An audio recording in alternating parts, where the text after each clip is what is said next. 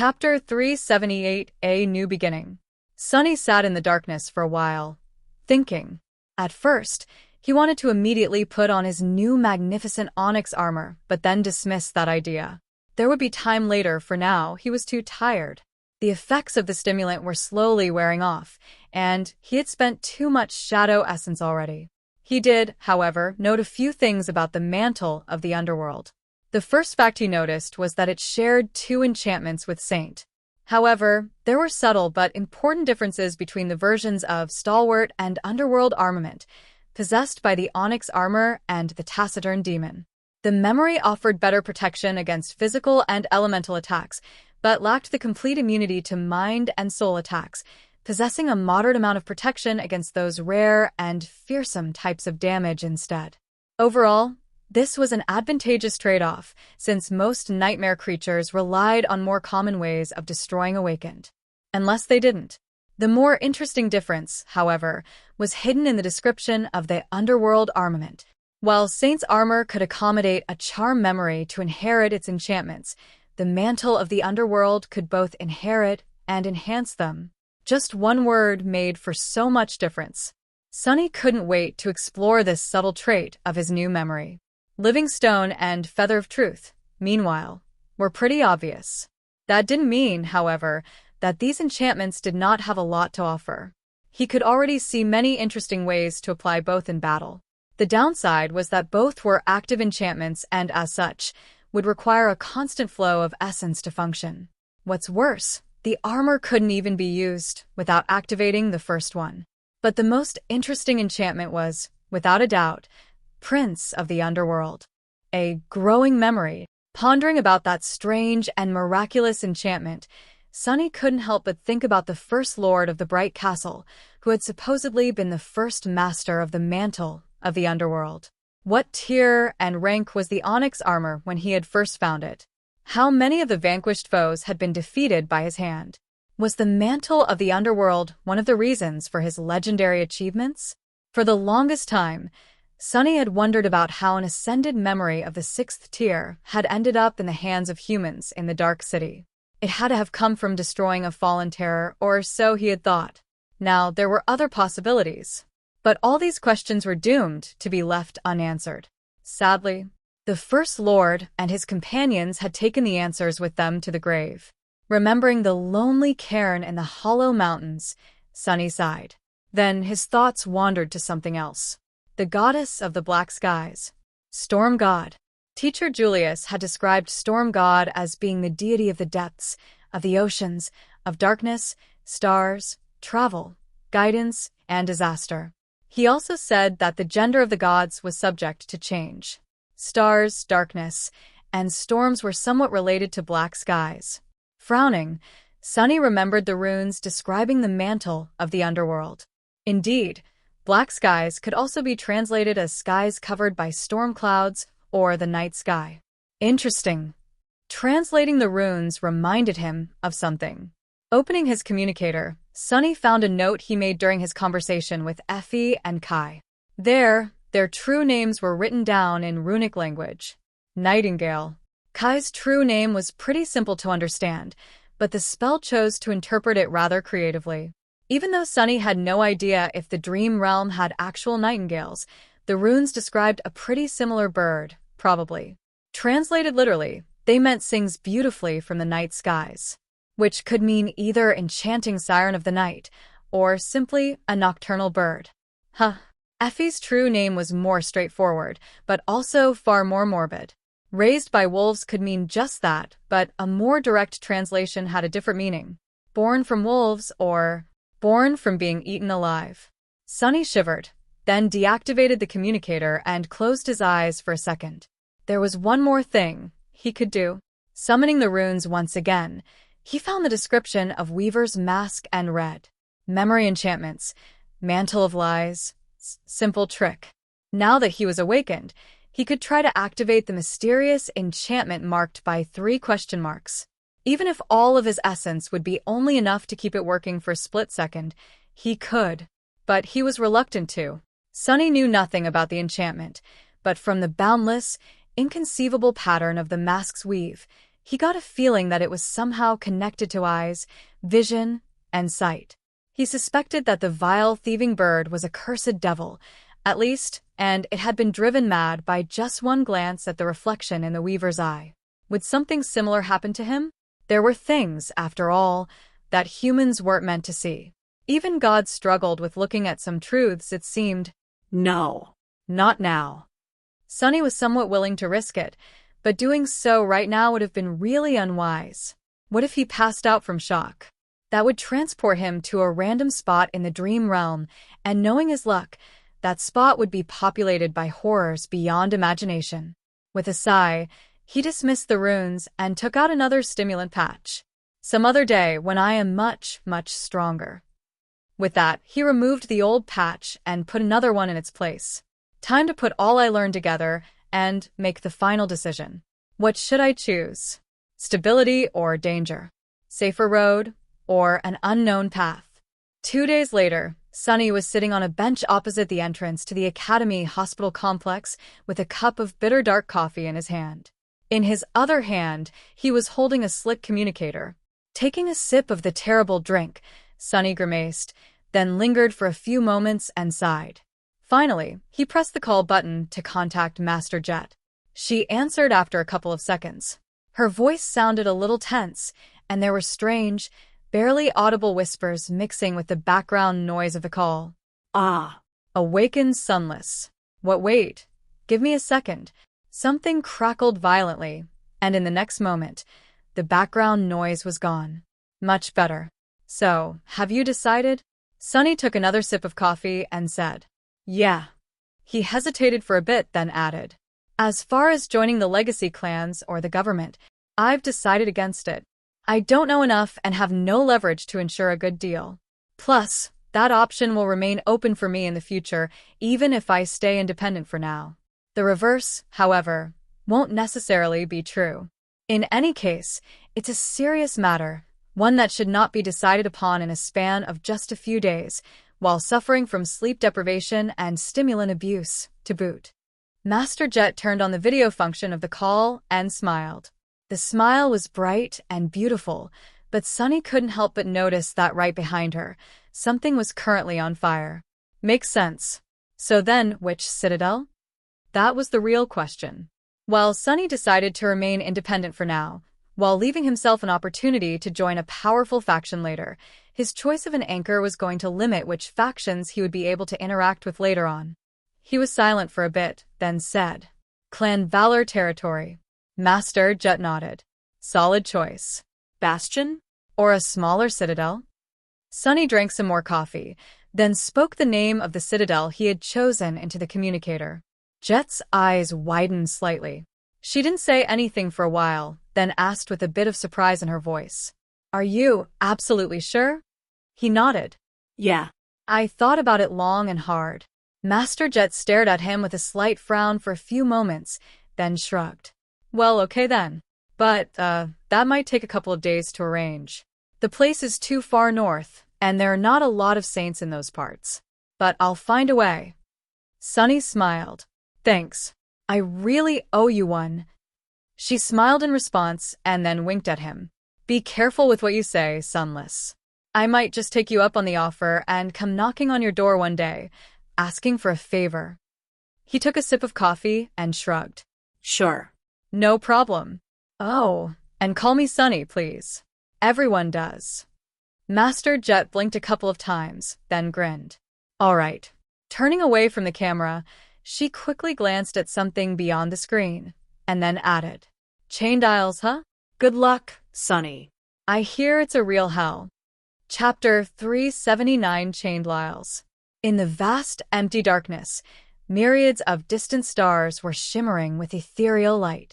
The vista of the night sky was boundless and stark, full of promise and mystery. Above it was another sky. This one is blue and bright, full of sunlight and gentle winds.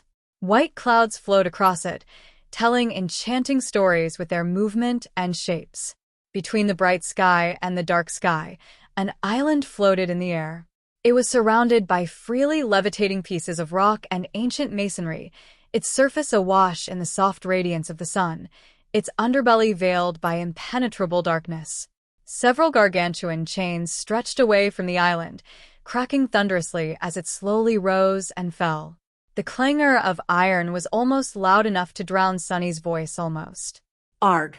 Drop that, bastard. Damn you. Crap. Sunny had a good reason to be screaming bloody murder, because he was seconds away from being eaten alive. Near the edge of the flying island, where the forest covering its surface made way for a narrow expanse of patchy grass, a massive wolf-like beast was currently trying to swallow him whole. The nightmare creature was the size of a small truck, with fur as tough as steel wire and a long, terrifying muzzle. Its jaws were wide enough to bite a human in half, and strong enough to crush both bones and armor into dust. Currently, those jaws were trying to close on Sunny, and the only thing preventing them from doing so were his hands. He held the upper jaw of the beast with one, and the lower jaw with another, trying with all his strength to keep them open. His muscles felt as though they were about to explode. The abomination was also trying to bite down on the hateful human with all of its tremendous might, but for the moment, neither of them could overpower the other. It was just a matter of time, though. Sunny was burning through his essence to augment his physical strength, and those reserves were not endless. When the well of power ran dry, he would lose this contest. Not good. About 2 months had passed after he had chosen to come to this place, and now, Sunny was starting to seriously doubt his decision. Why didn't he just go to Bastion? He would be safe and sound behind its walls right now. Maybe even in the embrace of a beautiful. As though trying to add insult to injury, the nightmare creature interrupted his thought by letting out a deafening growl and doubling its efforts to devour him. Sunny felt a putrid wind brush past his face and grimaced miserably. The stench coming out of the beast's maw was unbearable. Just don't faint. His hands trembled, and the terrible fangs of the beast came a few centimeters closer to sinking into his flesh. Sunny gritted his teeth and then yelled, "Saint! A little help here, damn it." But the taciturn demon was nowhere to be seen. She was a good couple 100 meters away, standing atop a low hill. Sunny groaned and tried to push the jaws of the abomination away, but it was useless. The damn creature was just too strong. A few seconds later, though, something hissed past his shoulders, and 2 menacing black arrows sunk into the feral eyes of the beast. They arrived almost simultaneously. Thanks. Using the momentary shudder that ran through the wolf's body, Sunny pushed the jaws sideways, allowed them to close with a loud crack, and poured as much essence as he could into a vicious throw. The massive body of the nightmare creature flew for a good 10 meters and crashed into a trunk of an ancient oak, plowing straight through and turning it into splinters. Sunny fell to his knees and drew in a shaky breath. Then he quickly glanced back. Far in the distance, a graceful dark silhouette was outlined against the bright sky. Saint held a powerful memory bow in her hands, its limbs made out of horn and polished black wood. 2 ruby eyes burned behind the visor of her helmet, and a crimson coral gem was set into the center of her obsidian breastplate. Nice shots. She wouldn't be able to help him any further, though, at least not for a dozen seconds. Sunny was pretty sure that the shadow had spent all of her arrows while they were fighting with the pack, and now she had to dismiss and summon them anew. At least the leader of the monstrous wolves was now blind, probably. Not that it was going to stop the bastard. The nightmare creature was already rising from the ground, howling furiously. Curse you! Panting, Sunny crawled a few steps and picked up the midnight shard. The austere Tachi was as sharp and deadly as ever. The problem was that the last remaining abomination was clearly of the fallen rank, so the stalwart blade was having trouble breaking through its hide.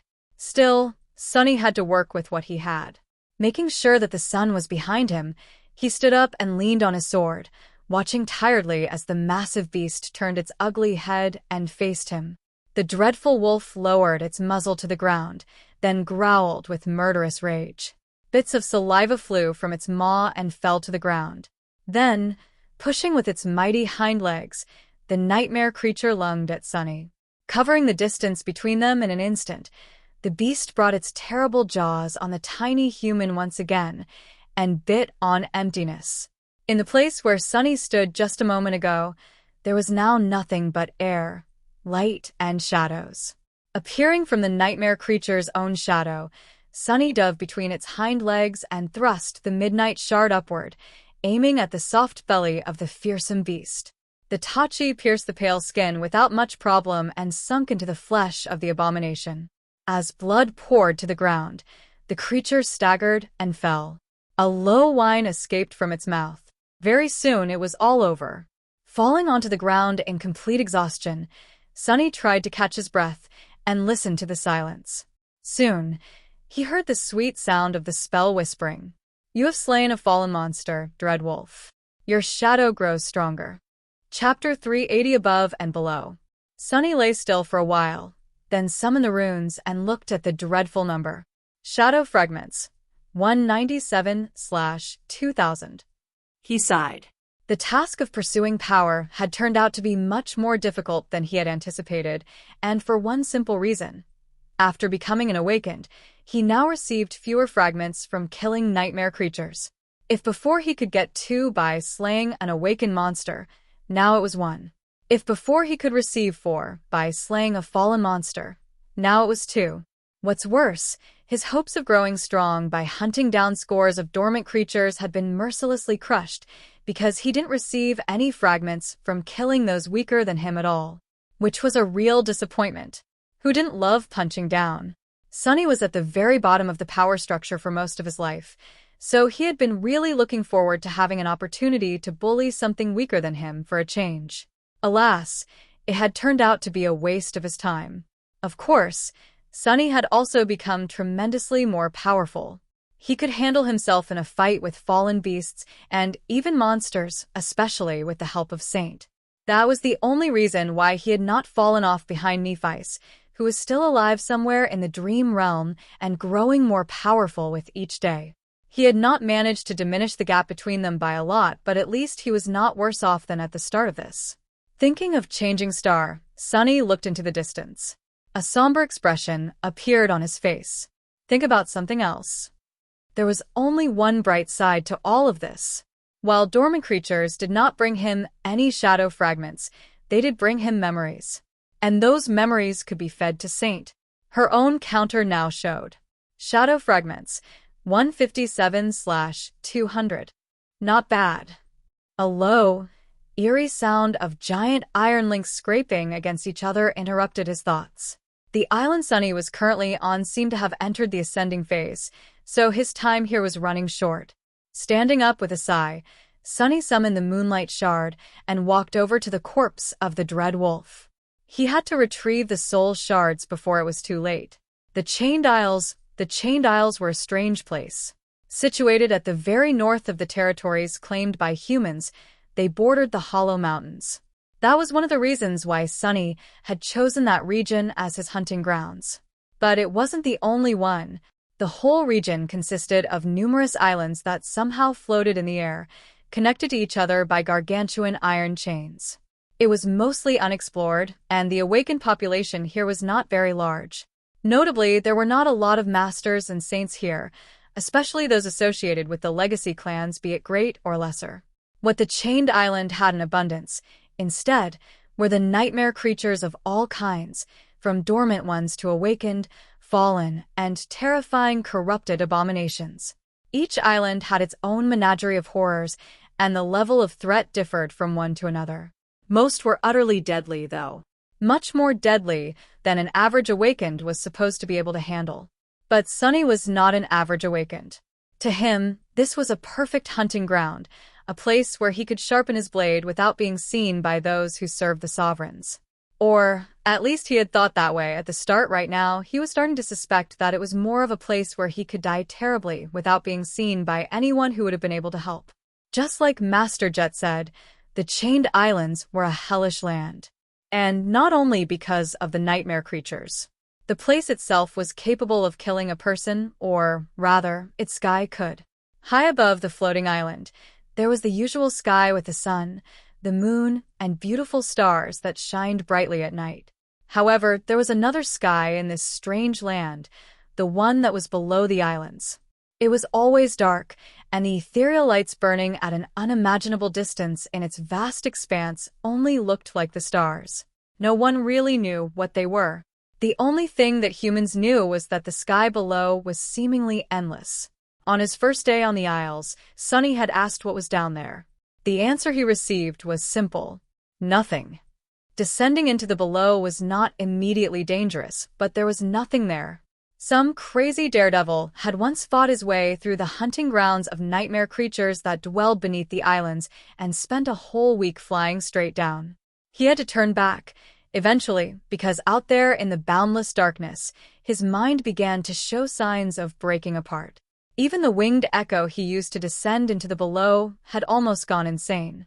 But other than being absolutely empty, the sky below did not seem to pose a threat. Flying above the chained isles, however, was rather deadly. The higher one went, the more crushing their weight would become, until they would either fall down or their body would simply implode. That was why every human on the chained isles knew to pay attention to the sound of rattling chains. Every island in the region went through cycles of ascending and descending, and as they rose too high, the pressure on their surface grew tremendously, to the point where it was impossible to move or breathe. Ideally, Sunny had to get off the ascending island before that happened. He should not have been lingering to retrieve the soul shards from the corpses of the monstrous wolves he and Saint had killed, really. But his eyes glistened with avarice. Soul shards meant money, and if there was one thing Sunny really enjoyed, it was making money.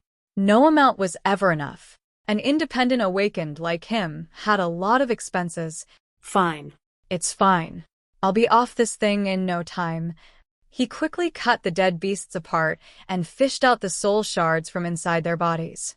Hiding the beautiful crystals in his pack, Sunny hesitated for a little, then sent his essence flowing and tossed the first corpse off the edge of the island.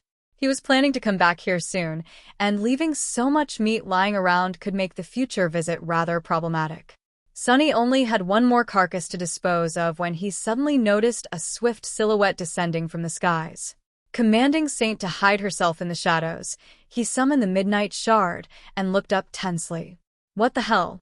Surrounded by a halo of sunlight, a majestic griffin was quickly approaching the island. At first, Sunny assumed that it was a nightmare creature, but then noticed a human figure on the monster's back. A human rider meant that the magnificent griffin was an echo. Sunny's face grew dim. Very few people could have such an echo on the Chained Isles. And out of those, he was pretty sure that he knew the identity of the unwelcome visitor.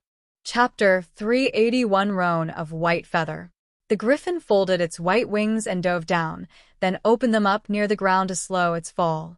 Sunny raised his hand to cover his eyes from the dust that was sent into the air by the powerful gust of wind. Strong. The mighty beast shone with ethereal light and disintegrated into a rain of sparks, letting the rider land nimbly on the ground. He regained his balance swiftly and straightened, then turned to Sunny. The man in front of him was tall and had broad, powerful shoulders. He was wearing a light armor crafted from the adamantine scales of an unknown monster, with a blue scarf wrapped carelessly around his neck. His hair was the color of straw, as was his manly beard. The stranger's eyes were bright blue and dangerously attentive. Sunny stared at the man for a moment, then bowed respectfully, hiding his face in the process. Master Roan. Indeed, the man in front of him was none other than Ascended Roan of the White Feather clan, one of the only 3 masters on the Chained Isles. Well, there were probably only 3. Unlike the Forgotten Shore, this region of the Dream Realm had several gateways. 2 were found, conquered, and turned into citadels by humans. Both Sunny and Master Roan, as well as pretty much everyone else on the Chained Isles, belonged to one of them, the Sanctuary of Noctis. That citadel was ruled by the White Feather clan, which was one of the vassal clans to the great Clan Valor. The second citadel was rather mysterious. It was situated at the very edge of the region, near the dreaded Hollow Mountains, and belonged to Valor itself. Only those in direct service to the great clan were anchored at its gateway, so Sunny had no idea what went on there and how powerful the awakened stationed at the citadel were. He did, however, know a bit about Master Roan. The man was married to the only saint on the Chained Isles, after all. Roan looked Sunny up and down, then gave him a friendly smile. Do we know each other? Sunny shook his head. No, sir. We haven't met before. I have just awakened a couple of months ago, so, I am new to the Chained Isles. The strapping master nodded and then glanced at the carcass of a fallen wolf that Sunny had failed to throw over the edge of the island in time. When Roan turned to him again, there was a measured look in his piercing blue eyes. Did you kill that beast? Sunny lingered for a few moments, then nodded. Yeah. I can be very lucky on occasion. The tall man shook his head. This is a fallen beast. Ah, You must be Sunless then. from the forgotten shore. Sunny smiled. Curses. He knows my name. He had nothing against the older man, but preferred to remain unknown and underestimated, especially when dealing with legacies. Yeah. That's me.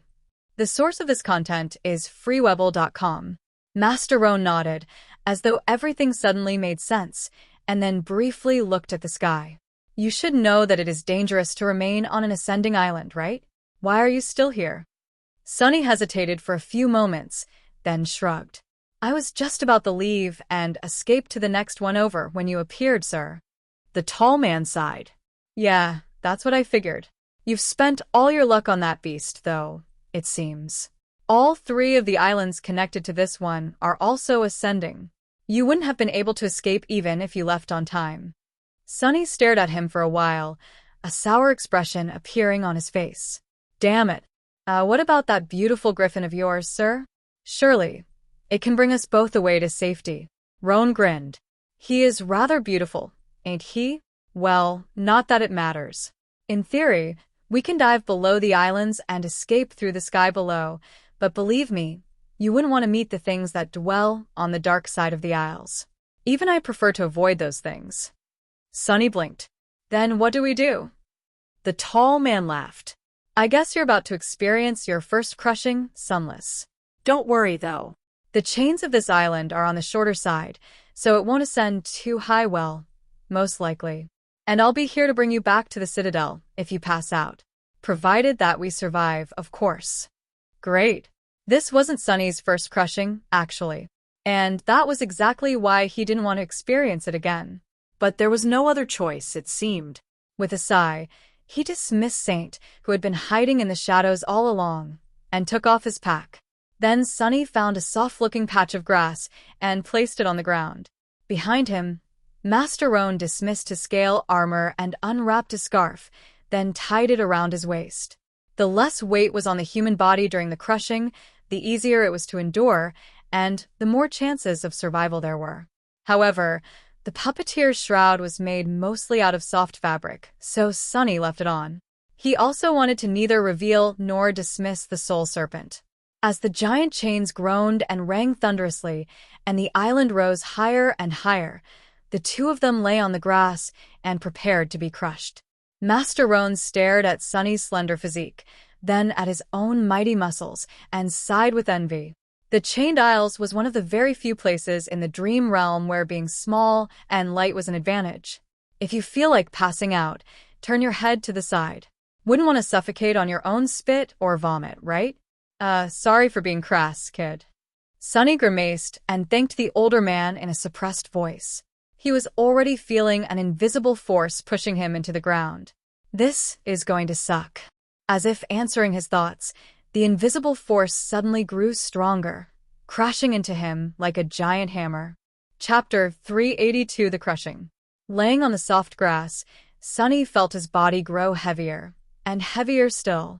The island continued to rise into the sunlit sky, and with each minute, the crushing pressure became slightly more unbearable.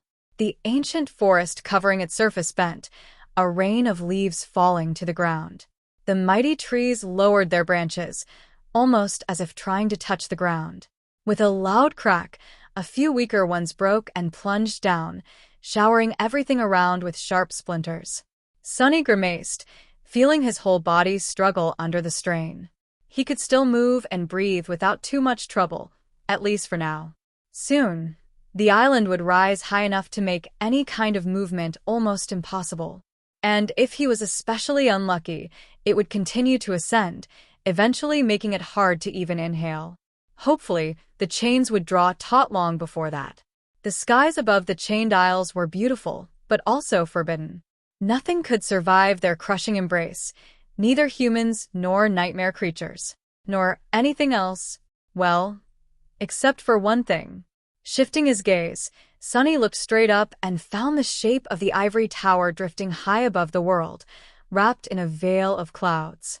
The ivory tower was the only thing that seemed to be capable of withstanding the deadly pressure of the forbidden sky. It was a tall, magnificent pagoda built out of flawlessly white material that was neither stone nor wood. The island on which it stood was very small, barely wider than the base of the tower itself, and surrounded by drifting slabs of shattered marble. 7 broken chains hung from the soil of the island, swaying as it moved. The ivory tower was visible in the sky both during the day, bathed in sunlight, and at night, glowing beautifully with the reflected radiance of the moon. No one knew what the mysterious structure was and why it remained untouched by the obliterating force that destroyed everything else that dared to rise above the chained isles, since no one had ever managed to withstand the ever-growing crushing to get anywhere near it. Many even believed it to be a mirage. Crap. The island on which Sunny had the misfortune of getting stuck had finally reached the highest point of its ascent and shook violently as the chains connecting it to other isles drew taut. The pressure at this height was torturous but not deadly. His bones were not breaking under the assault of the crushing, and he could still breathe, even if with great effort. It would have been better if Sunny could wrap the second shadow around his body, but he didn't want to appear too strong in front of Master Roan. Speaking of the devil, the mighty rider chose that exact moment to speak. His voice sounded a little strained. Hey, Sunless. Can you breathe all right? Sunny gritted his teeth and struggled to speak. In the end, all he could manage was an affirmative grunt. Good, good. This is actually not that rough as far as crushing goes. If we rose by another 100 meters, though, even I would be having a bad time. Good to know.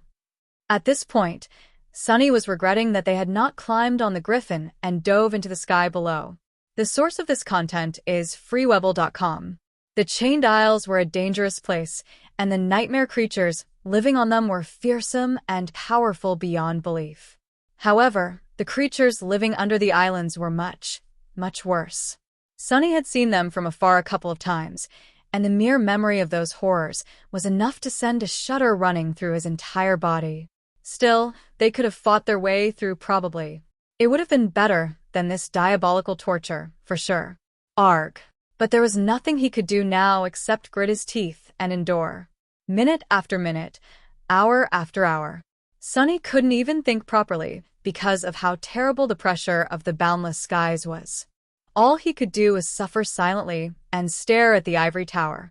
His shadow, on the other hand, was having a great time. It didn't move, reluctant to get noticed by Master Roan, but he could feel it stare at him gloatingly. Bastard.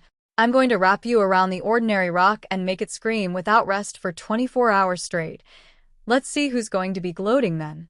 The shadow hesitated for a bit, then awkwardly pretended to be interested in something else, and looked away. Yeah, that's right. Somewhere in the forest, another tree exploded with a loud crack. Sunny tried to turn his head to look in that direction, but it demanded too much effort. He didn't have to worry about being attacked by nightmare creatures in this helpless state anyway. They were currently hiding in their lairs, enduring the crushing the same way he was. Who could fight under this hellish pressure? Sunny felt as if there was a mountain on his chest. Every breath demanded his utmost effort to make. His whole being ached, and his vision had become blurry. Exhausted, he closed his eyes and circulated the shadow essence through the coils of the soul serpent to keep his slowly breaking body going. Damn it, I'll be late to wake up, won't I? When were they going to call in the morning? Such an important call, and I'm about to miss it. He was starting to feel really hurt when the blessed sound of rattling chains finally reached his ears once again. Oh, thank gods. After about 4 hours, the island had finally begun to move again, entering its descent phase. Little by little, the crushing pressure began to grow weaker. Master Roan sighed with relief by his side. The worst part is over. Just wait a little bit more, kid. You're almost there. Sonny glanced at the older man and sighed.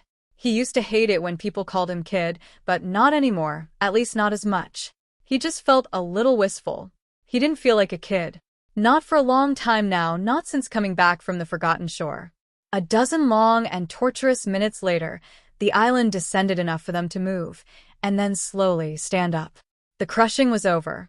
Chapter 383 Cowardly Researcher.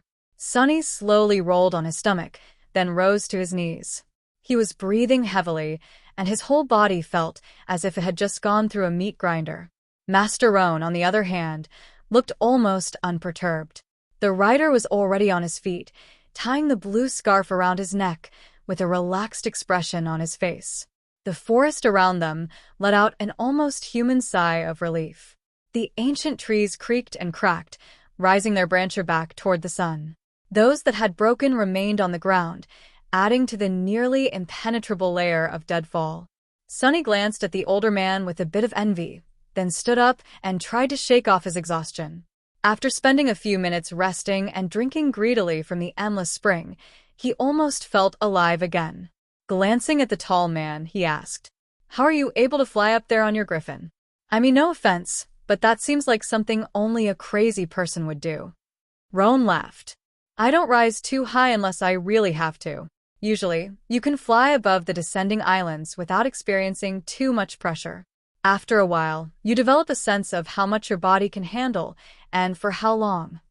He massaged his broad shoulders and added, a note of pride in his voice. "Plus, I am a master after all. I can withstand much more than an awakened would. You did exceptionally well, however.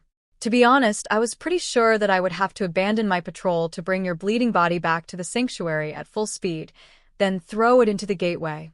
I guess it's true what they say about you Forgotten Shore kids." Sonny blinked a couple of times and asked cautiously, "What do they say?" The older man smiled. Tough as nails, disturbingly indifferent to pain and fear, strong, almost scary. Scary children. That was the exact phrase I heard. Sonny lingered for a few moments, then scoffed. Indifferent to pain and fear? What nonsense.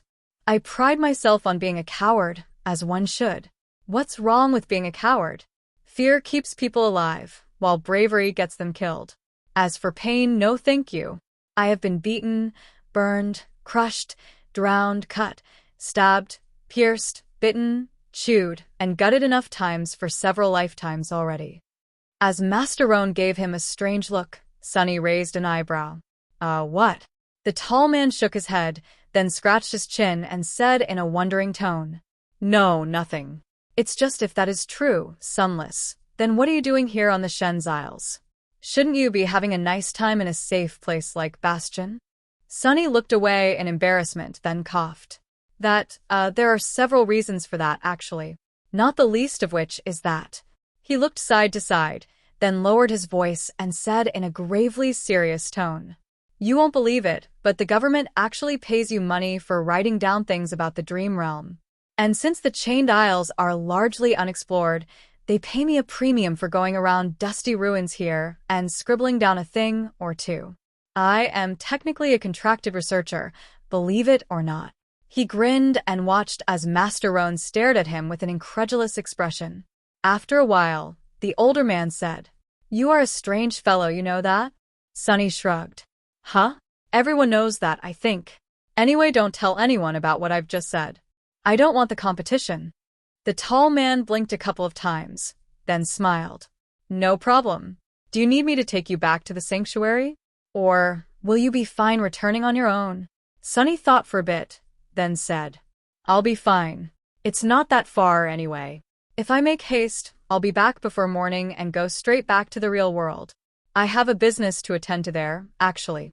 Master Roan nodded and patted Sonny on the shoulder. "All right. Then I'll be on my way. It's been nice meeting you, Sunless. If you need anything in the future, don't hesitate to find me in the sanctuary." With that, he summoned his echo. A sea of white sparks appeared out of thin air and swirled, slowly turning into the figure of the mighty griffin. The winged beast towered above Sunny, like a gargantuan mix between a lion, an eagle, and a pure nightmare. Slowly, it lowered its head, staring at him with two beautiful, inhuman eyes. Its beak looked about as fearsome and terrifying as that of a spire messenger. Sunny tensed a little and took a couple of steps back, prepared to dissipate into the shadows at any moment. He didn't really think that Master Roan would suddenly attack him, but being paranoid was better than being dead.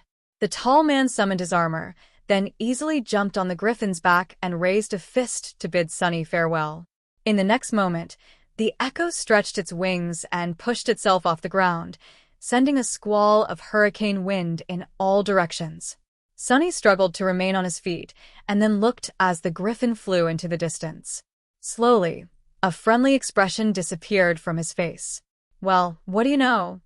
The famed master had turned out to be a rather pleasant person. Granted, he was a legacy by marriage and not by birth still. Sunny had expected to be treated with a lot more disdain and contempt, at best hidden behind a mask of false courtesy. Come to think of it, the saint governing the Chained Isles herself was pretty down-to-earth if a bit cold. Not that Sunny had a lot of opportunities to interact with her after that first day, when she had brought him to the sanctuary. With a sigh, he walked over to the carcass of the monstrous wolf and sent it flying over the edge of the island with a frustrated push. The corpse of the abominable beast plummeted down and soon disappeared into the darkness of the sky below. Making sure that nothing appeared from beneath the island to snatch it, Sunny lingered on the edge for a couple of minutes, then sighed, and jumped into the bottomless abyss himself. Chapter 384: Traversing those lands. Falling through the boundless blue skies with the wind whistling in his ears, Sunny threw his hands to the sides and summoned the dark wing. As the translucent memory weaved itself from the light behind his back, he shifted his weight and allowed the air resistance to push him off course, effectively turning left. A few seconds after that, he activated the enchantment of his cloak and slowed down his fall, simultaneously turning the downward momentum into a forward push. In these past 2 months, Sunny had become somewhat proficient in navigating the sky. Cutting a smooth arc in the air, he swiftly approached one of the gargantuan chains connecting the forest island to another, flew above it for a few minutes, and landed nimbly on one of the massive links. The giant chain swayed lightly beneath his feet. Somewhere behind him, it rose and merged with the soil of the island. In front of him, there was a vast expanse of empty heavens. Here on the border to the sky below, it was currently twilight. The chain stretched into the distance, disappearing into the darkness of the void a few hundred meters away. As the dark wing turned from a blur back into a transparent cloak, Sunny sighed and walked forward. Each link of the heavenly chain was as wide as a road, so he didn't need to be afraid of falling off. Approaching the connection between two links, Sunny either jumped down or glided up to the next one. Walking across the length of the chain that was drawn between the bottomless abyss below and the boundless sky above, he soon left the light of the sun behind and entered into the eternal darkness of the below. Here, there was no wind and no sound, only silence. If not for the swaying of the chain, Sunny would have thought that he had entered a completely new world. A myriad of ghostly lights were burning somewhere far below, pretending to be stars. Making sure that no one was watching him, Sunny lingered for a few moments and then dove into the iron surface of the chain. His body turned into an incorporeal shadow and merged with the darkness, enshrouding it. Here in the sky below, he was in his natural element, after all. Sunny couldn't travel through the empty darkness itself, but the chains were covered by an impenetrable veil of shadows. He could swim through them for as long as he had essence to spare, safe from the terrible creatures that lived on the dark side of the Chained Isles. Rushing forward with terrible speed, Sunny slid over the surface of a chain and flew through the darkness like a ghost. He went faster and then faster still, circling around the chain several times and leaving the forest island far behind. Covering the distance to the next isle in mere minutes, he escaped from the shadows the moment the sunlight touched the iron chain once again and shot upward in a spin. The dark wing turned into a blur, pushing him even further up. Sunny soared above the floating island and then glided smoothly to its surface, landing on solid ground with a light step. This one was much different from the one where he had fought the monstrous wolves. Instead of a forest of twisted trees, the isle was covered by jagged rocks, with an ancient ruin standing lonesomely in its center. Sunny had explored the massive structure already and wasn't interested in visiting it again. Jumping from one shadow to another, he avoided the nightmare creatures populating the island and soon approached its other edge. Technically, from here, he only needed to cross 2 more isles to reach the sanctuary. However, one of those isles was home to a dreadful and utterly terrifying corrupted monster, so he was going to have to make a big detour. Sunny looked at the sun and then jumped off the edge once again. Just like that, he traveled from one island to another for a few hours. When possible, Sunny turned into a shadow and rushed along the lengths of heavenly chains, then emerged from the darkness and traversed the islands themselves on foot. Each island was different from another. Some were desolate and bleak, some covered by grass and vegetation. One was full of beautiful white flowers, while another hid a clear, tranquil lake. A few were covered by ash and flames, while several were covered by the ruins that some ancient civilization had left behind. If there was one thing that united all of them, it was that each was dangerous in its own way. The desolate islands were home to swarms of monstrous, gluttonous ants. The grass covered the maws of giant abominations that hid beneath, waiting for prey to step into their trap. The vegetation was predatory and deadly if one wasn't careful to not get too close. The beautiful white flowers could put a person to sleep from which they would never wake up. The tranquil lake was home to a creature so terrifying that Sunny did not even dare to approach its clear waters. And these ones were on the safer side, as far as the chained isles went.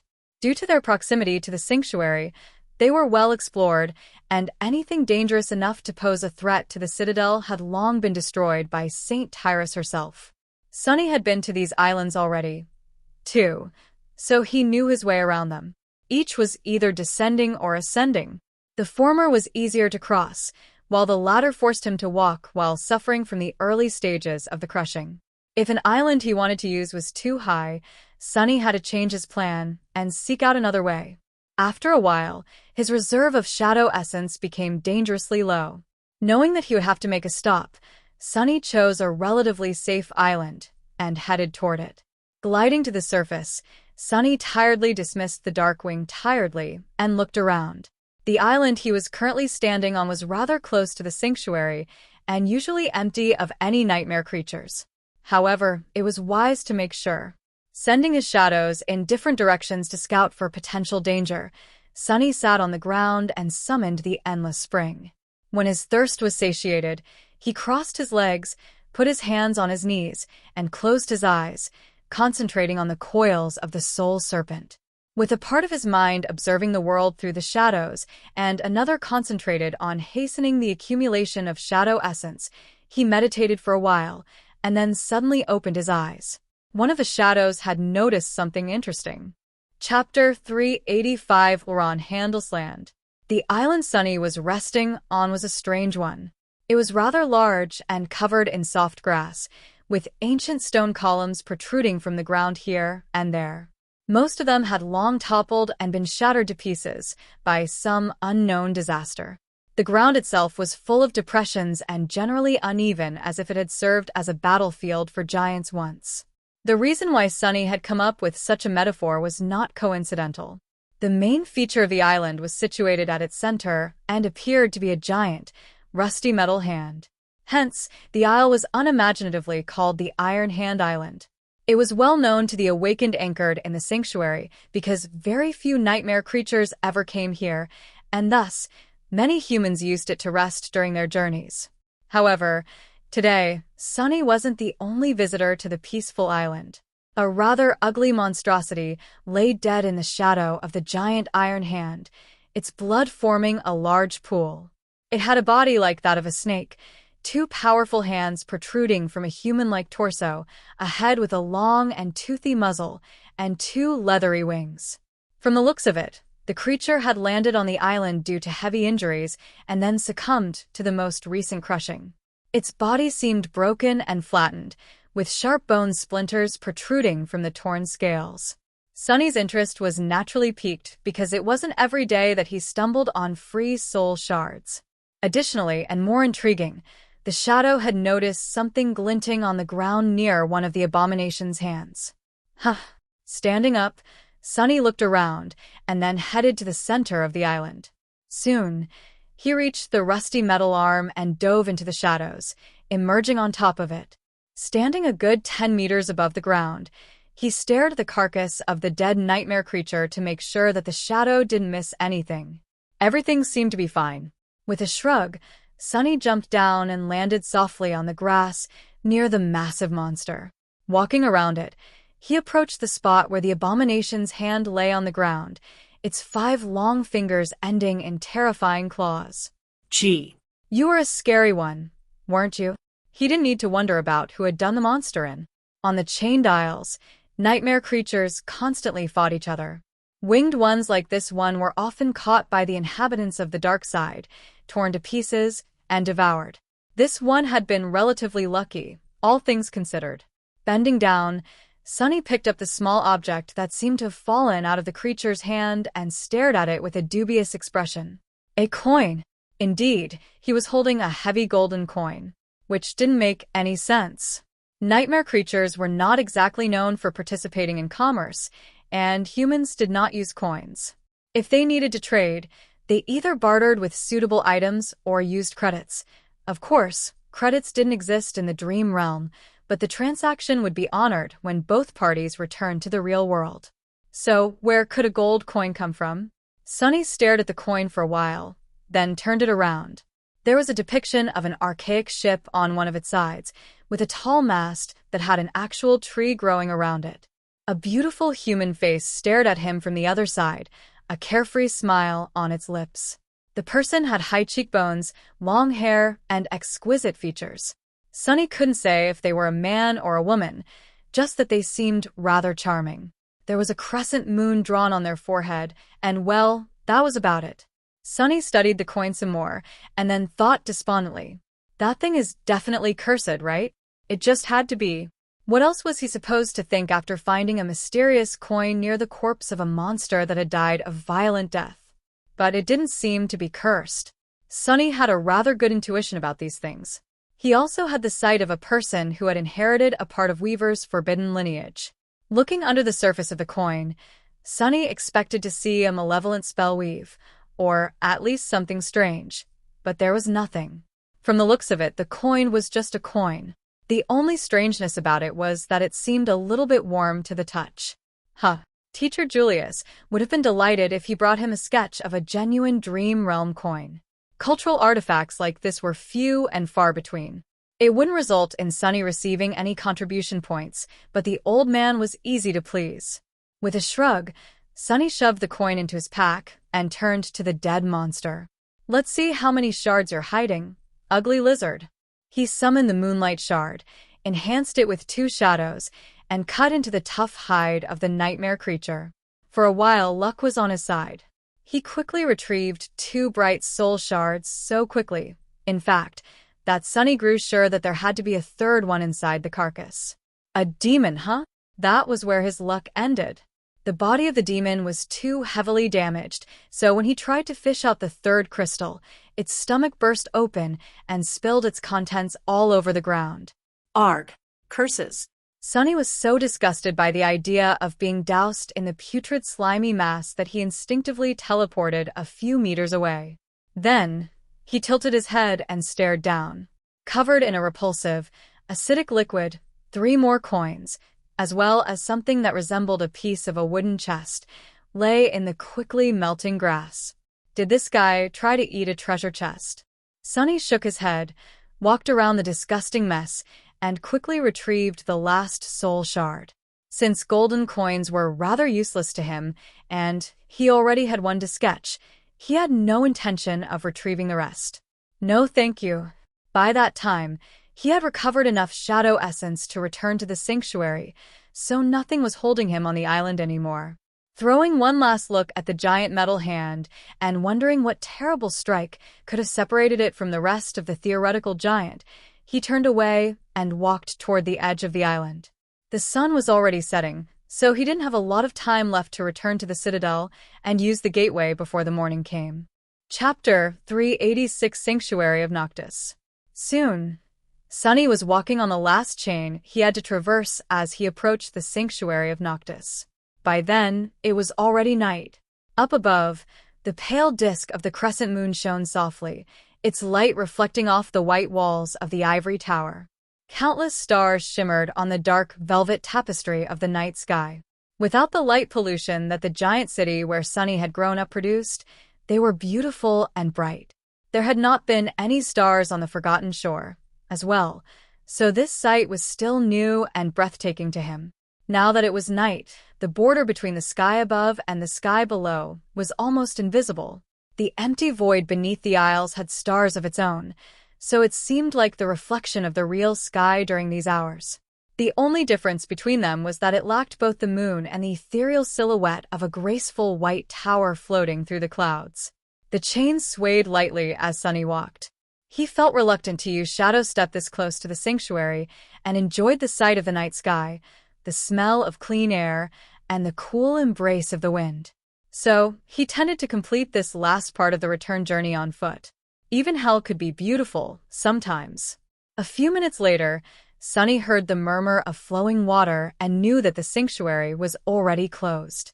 The citadel that served most awakened of the chained isles as the home was situated on a tiny island of its own. That island, however, was rather anomalous. Unlike all others, it never rose and never fell, always remaining at a stable height, away from the torturous pressure of the crushing. There was a grass field, and in its center, massive menhirs stood in a perfect circle, which encompassed another, smaller one. This larger circle formed the outer wall of the citadel, while the smaller one formed the inner. Inside the circle, there was a tranquil park with a pool of clear water in its middle. A path of stones led to a small island at the center of the pool, where, in the shade of an ancient tree, an altar cut from a solid piece of white marble stood. The altar had 3 special things about it. The first one was an obsidian knife that lay on its surface. The knife did not seem very special, with the exception of the fact that no one, not even saints, was able to lift it even by a centimeter from the altar's surface. The second special thing about the altar was that it appeared to be the gateway. One simply had to touch it to be transported back to the real world. Once anchored to it, the awakened would appear near the altar when they fell asleep in reality. The third thing was that a seemingly endless stream of water flowed from the altar, feeding the pool that surrounded it. No one knew where the water came from or why the altar produced it, just that it was cold, sweet, and safe to drink. 7 streams flowed out of the pool and eventually fell over the edges of the small island, turning into water dust in the wind. On a bright day, the whole sanctuary was surrounded by rainbows. It was the murmur of these waterfalls that Sunny had heard as he approached the citadel. Using the dark wing to glide upward and land on the soft grass of the island, he walked over to a stone post that stood nearby and rang the bronze bell that hung on it. This was to let the watchman know that he was a human and not a nightmare creature that needed to be destroyed. Soon, a whistle came out of the darkness, and Sunny walked forward on a path that led to the towering menhirs. A few minutes later, he had walked between 2 massive stones and entered the sanctuary of Noctis. No one really knew who Noctis was and why this place was called in their honor, if that name even belonged to a living creature. It was just what the spell called this place, so humans followed suit. In any case, the space between the 2 rings of menhirs had been made into a place for the awakened to rest and recuperate between their ventures into the wild expanse of the Chained Isles. The White Feather clan had built walls to close the spaces between the standing stones and recruited several people with useful utility aspects to make living conditions better for those who chose to come here or were sent to this region by the spell. Currently, there were about 200 awakened populating the sanctuary, which was enough to keep it functioning and safe. This late at night, most people were either sleeping, resting, or had already returned to the real world, so Sunny did not meet anyone as he headed toward his assigned living quarters. Like everybody else here, he was assigned a small room after becoming anchored to the sanctuary. It was situated near one of two entrances, so he didn't have to walk for a long time. Entering the room, Sunny quickly took off his pack and placed his trophies, a scattering of soul shards, a few weird-looking fruits, and the golden coin, into a chest standing near the bed. Then he threw the pack on the floor, lingered for a few moments, and left. Usually, he would have stayed until the morning and went to either the kitchens or the improvised marketplace at the park to trade the shards for memories or credits, chat with others awakened to learn the latest news and important information about the Isles, or simply relax, but today, he had to hurry to the real world. Entering the park, Sunny approached the deep pool of clear water and stepped onto the first stone of the path that led to the altar island. Soon, he was standing in front of the white altar, surrounded by the tranquil sound of rustling leaves and running water. Glancing at the obsidian dagger, Sunny resisted the urge to try and lift it. He had already done so many times before, all with no result whatsoever. Maybe one day. With a sigh, he took a step forward and placed his hand on the altar. The marble felt cool to the touch. In the next moment, the darkness of the night was momentarily illuminated by a flash of ethereal blue light. When it dissipated, there was no one standing under the branches of the ancient tree. Sunny had left the dream realm and returned to the real world. Chapter 387 Withered Flowers. Sunny opened his eyes in the cool cradle of the sleeping pod. The lid was already sliding away, and the lights in the room were gradually turning brighter. The panoramic wall in front of him opened to a view of one of the academy parks. The eastern horizon was already painted lilac by the rising sun, but the world was still shrouded in darkness. Made it. With a sigh, he rose from the pod and lowered his feet to the cold floor. These first moments after leaving the dream realm were still strange to him. It just seemed weird to be able to escape it so easily, without having to fight through a sea of monsters and struggle against terror, desperation, and pain. How could something so meaningful be so simple? And yet it was. In the past 2 months, coming and going from the dream realm had almost become a routine for him. Not that he had done it as often as most awakened did. Standing up, Sunny grimaced, then massaged his shoulders and glanced at the sleeping pod darkly. Now that he was awakened, the academy had granted him a personal living space in one of the dormitories. These quarters were much the same as the room he had lived in during his preparations to enter the dream realm for the first time, but with one significant difference. There was a smaller room adjacent to the main one, housing a humble meditation space and an individual sleeping pod. The problem was that pod was not at all as advanced and state-of-the-art as the ones used for the sleepers. It did its job fine as long as an awakened remained in the dream realm for about 8 to 12 hours, as most of them did. However, Sunny was in the habit of spending much more time there. His recent adventure, for example, had lasted 3 whole days. He had to work hard to not fall behind after all. As a result, his muscles felt sore and heavy. Circulating essence through his body to chase away the remnants of sleep, Sunny walked to the bathroom and got into the shower. As streams of water caressed his skin and flowed down the scales of the black serpent coiling around his lithe body, he sighed and closed his eyes for a moment. At least his mind felt refreshed. Visiting the dream realm was not exactly equal to good sleep, but it was somewhat similar. Mental fatigue still accumulated little by little, but it was easy to remove by meditating or actually sleeping on the other side of the gateway. Few awakened ever did, however, since no place there was really completely safe. Exiting the shower sometime later, Sunny finally felt wide awake and full of energy. He dressed himself, sat at the table, and quickly compiled a report about his recent exploration. Then, he picked up the communicator and checked its log. No missed calls, a few messages from Effie with photos of all the delicious food she was eating and several mimetic jokes of questionable nature, and a few more from Kai, describing his experiences in Bastion. Sunny waited for a bit, then sighed and put the communicator down. Time for breakfast. Commanding one of the shadows to wrap itself around his body so that he appeared like a normal person, Sunny left his room and headed out. On the way to the cafeteria, he met a few other awakened. No one paid him too much attention, though. In recent months, The images and true names of Cassie, Kai, and especially Effie had been plastered all over the media, but luckily, he had avoided becoming a poster boy for the government's insatiable propaganda machine.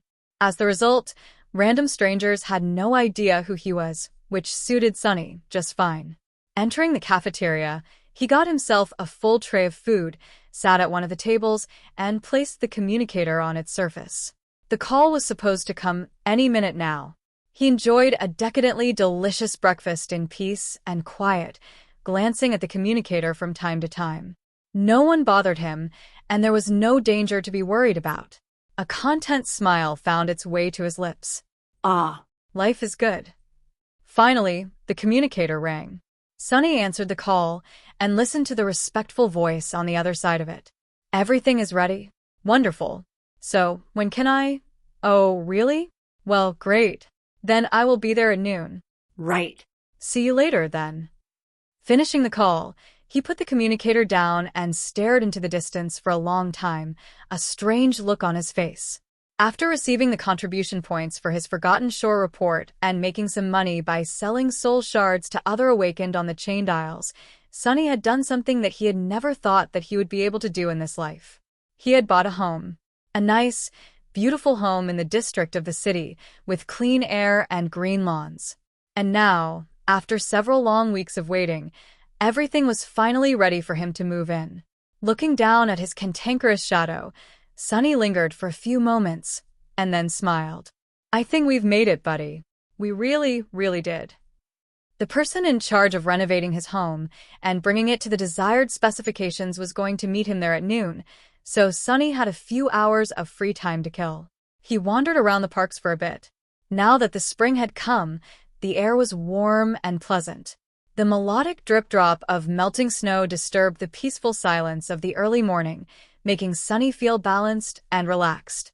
Even the shadow seemed to enjoy this tranquil landscape. Eventually, he visited one of the kiosks scattered around the academy and spent a bit of credits to buy a bouquet of fresh flowers. Then, Sunny found himself standing in front of the hospital complex. With a sigh, he lowered his head and walked through the automatic doors.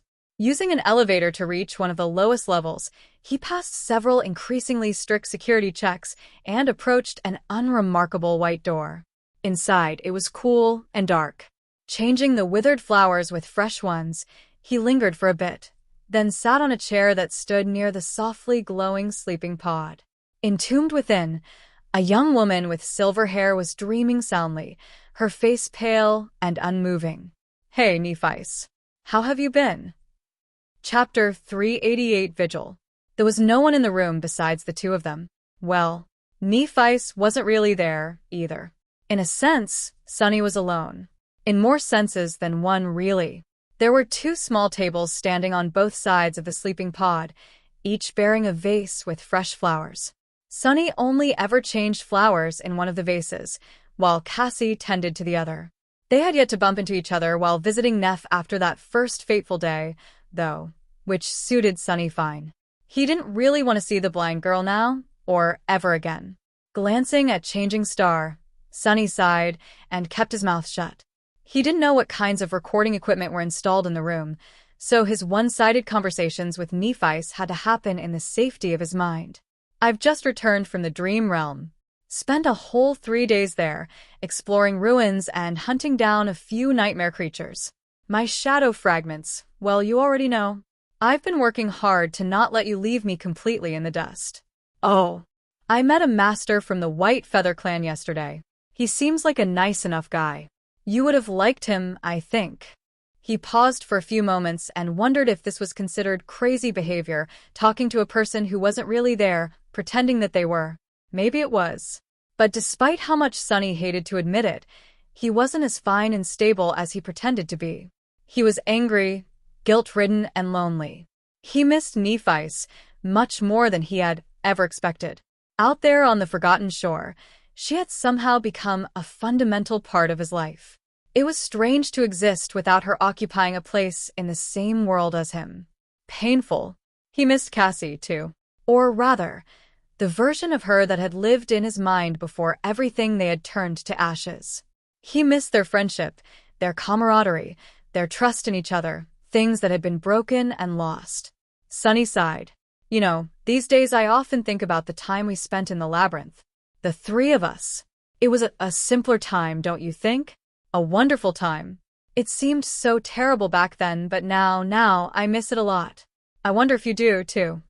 He grimaced, then looked away. Anyway, what else? Oh. That house I bought is ready. Kai and Effie are doing fine. They're both very busy, though. I hear that Cass is doing well, too. She had become the leader of those Forgotten Shore Awakened who remained independent. People are calling them the Firekeepers. Funny, right? Sunny lingered for a while, gathering his thoughts. I have visited your mom, by the way. I remember that you didn't like the thought of her being alone, so I went to see her. She is fine, too. Well, I mean, you know. For a hollow. Oh, and the funniest part. He looked around, then thought. Do you remember how you told us that you wanted to dye your hair? You won't believe it, but I actually bought a little memory that allows me to change the color of my hair at will. Not because of you, it's just something that I needed for a thing I'm about to do. Still, I think that it's sort of hilarious. Nephice remained still and absent, her ivory face looking lifeless in the white glow of the sleeping pod. He gritted his teeth. Where are you? How are you doing? Are you hurt? Are you fucking happy? I imagine that you would be free of everything, with nothing to do but slaughter nightmare creatures and battle against the thing you hate the most.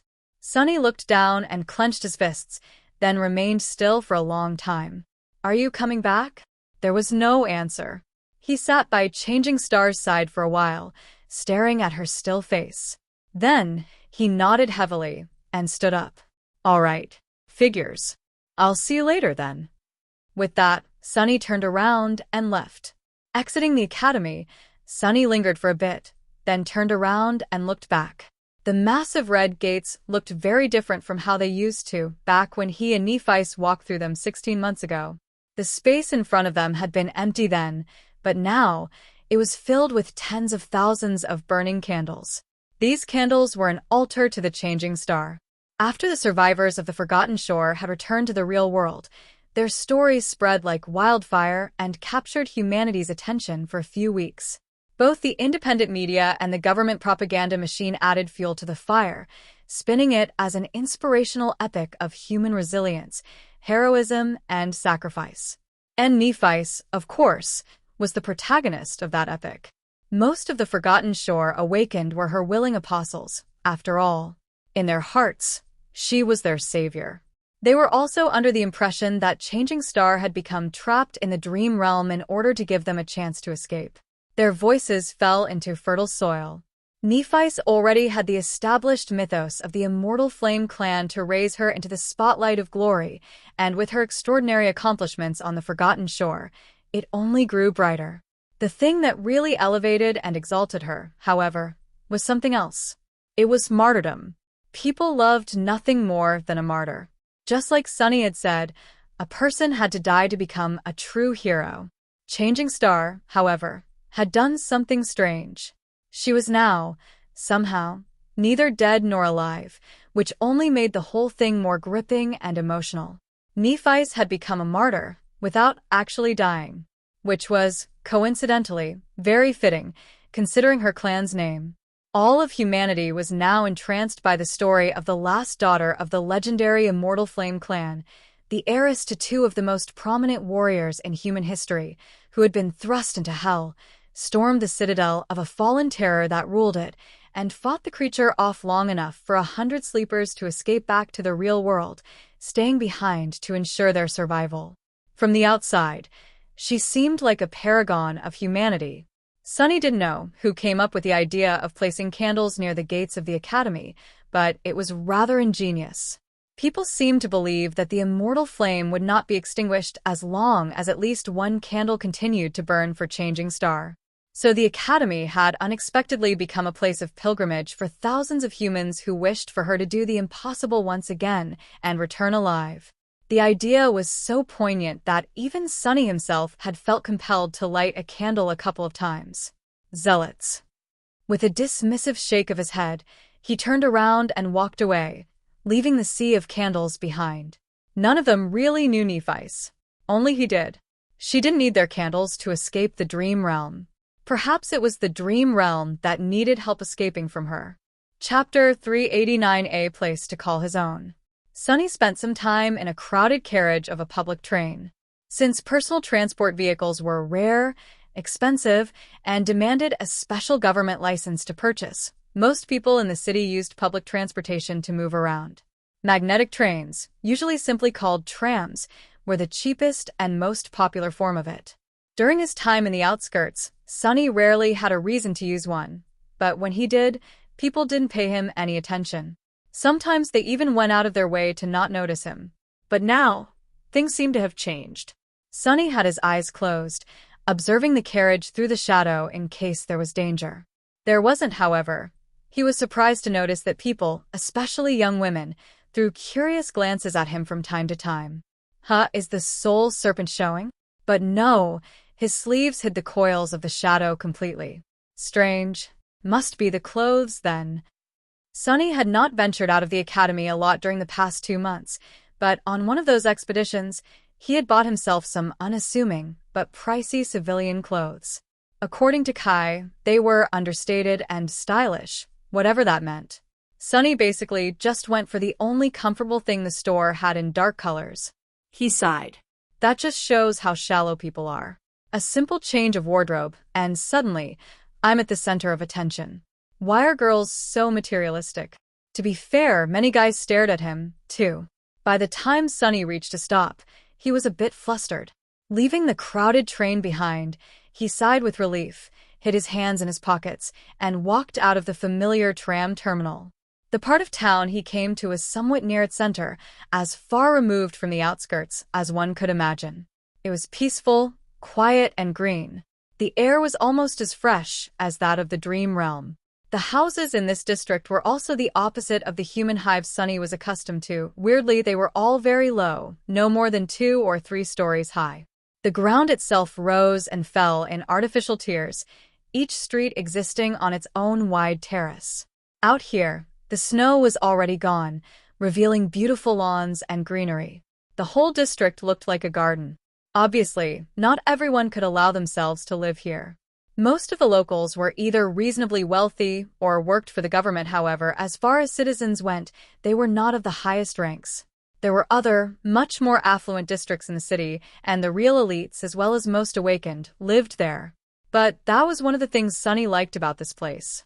He could do without being around others awakened all day, every day, or anyone really. It took him around 15 minutes to walk from the terminal to the desired address. Of course, Sunny could have reached it much faster by jumping through the shadows, but he preferred to not use his abilities outside of the dream realm and the academy. It made him feel more human. Finally, he stopped in front of the home that was going to be his and stared at it for a few minutes. The house in front of him was 2 stories high, with gray walls and a slanting tile roof. It had a synthwood porch, a lawn, and a big window opening to the view of a spacious living room. There was even a garage for a PTV and a hedge fence to separate it from the neighboring homes. It was like something out of a fairy tale. Extravagant. Awakened sunless? Sir? Sunny was aware, of course, that a PTV had just parked nearby and that a man got out of it, approaching him from behind. He was just too consumed by the weight of the moment to show it. Turning around, he glanced at the person who called out for him. It was a short, overweight man wearing a very expensive tailored suit and an antique luxury watch. Despite his outward appearance, the man was full of confidence and had a wide, polished, professional smile plastered to his face. Sunny stared at him with a dubious expression, then said, "Leonard, right?"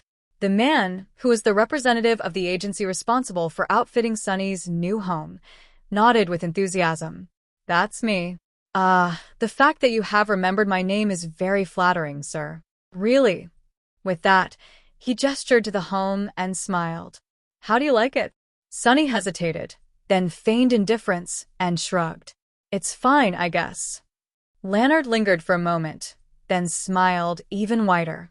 "Of course, a person of your caliber must be accustomed to much more luxurious accommodations. But I can assure you, you won't be disappointed by our work."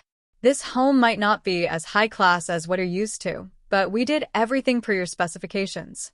Although, I must admit, your choice of location gave us a challenge, especially with the need to keep the exact nature of the modifications discreet. Sonny kept a straight face and tried to understand what the hell Leonard was talking about and who he thought Sonny was. To be honest, when he had decided to buy a home, he just contacted MasterJet, told her where he wanted the house to be located and a couple of things he hoped to fit inside, and instead of giving him advice on how to proceed, she simply arranged everything with a couple of phone calls. And now here he was. Meanwhile, Leonard glanced at him with a bit of curiosity, hesitated for a couple of moments, and then asked cautiously, "By the way, if you don't mind me asking, sir, how does this beautiful house stack against your previous place of residence? I am interested from a purely professional standpoint, of course. Think of it as a client survey." Sonny looked at the cozy gray home, thought for a bit, and then answered honestly. "Well, my previous place was about 100 times bigger, built mostly out of natural stone and marble, with antique wooden furniture, and a very special secret dungeon. Oh, and security was taken care of by a fallen devil." Leonard stared at him for a while with the same wide smile. His face, however, had slowly turned gray. After a while, he coughed a couple of times and said hoarsely, "Wonderful, that's wonderful, ahem. Shall we take a look inside?" Chapter 390 My Castle. The interior of the home was tasteful and minimalist, governed by a design philosophy that seemed stylish, spacious, and a little bit empty. The first floor contained a living room, a dining room, a kitchen, a pantry, a bathroom, and a guest bedroom. Everything was furnished and fully stocked, including a refrigerator that was stuffed with all kinds of expensive food. Leonard looked around with a sense of pride and went on a long tirade about all the hidden security features the unassuming house actually possessed. There were thick plates of armored alloy hiding behind the siding panels. The wide windows were outfitted with titanium shutters that could come down at a moment's notice, and both air and water filters could withstand not only the usual environmental toxins, but also most known forms of biochemical threats. Such extensive security measures might have seemed like overkill, but in fact, even mundane humans strive to turn their homes into compact fortresses. No one knew when the next gate would open and how close to them it would be. Even though most homeowners were never going to use these protective features, having them made for a big quality of life difference. Leonard spent a weirdly long amount of time describing all the lighting fixtures his agency had installed, his voice bursting with enthusiasm. It seemed that the man had a thing about designer lamps. Sonny didn't have the heart to tell him that he would not be using any of them, most of the time. He could see perfectly well in the dark, after all. The house is connected to the city electrical grid, but there's obviously an autonomous energy source for emergencies. Spelltech, of course. Power units are easily accessible for purchase and last for a very long time. By Spelltech, he meant that the autonomous generator was built by combining modern technology with awakened powers. The power units it required had to be either recharged or created by someone with a suitable utility aspect. Devices such as this were considered to be a luxury for the commoners, but in fact, a very large part of the city's infrastructure functioned on Spelltech. Not everything in the world was created by the awakened, but almost all industries required their participation in one way or another. Even the air filtration systems Sonny's mother used to assemble in an underground factory on the outskirts contained fiber grown by one of the nightmare spell carriers. That was why, while utility aspects were often useless in a fight, people who possessed them were so valued by society. Sonny asked a couple of questions about the entertainment system built into the living room, scratched the back of his head after receiving the answers, and expressed his desire to see the second floor. The second floor contained the master bedroom and two smaller ones, each with its own bathroom, and a brightly lit home office. There was also the latch to the storage space in the attic.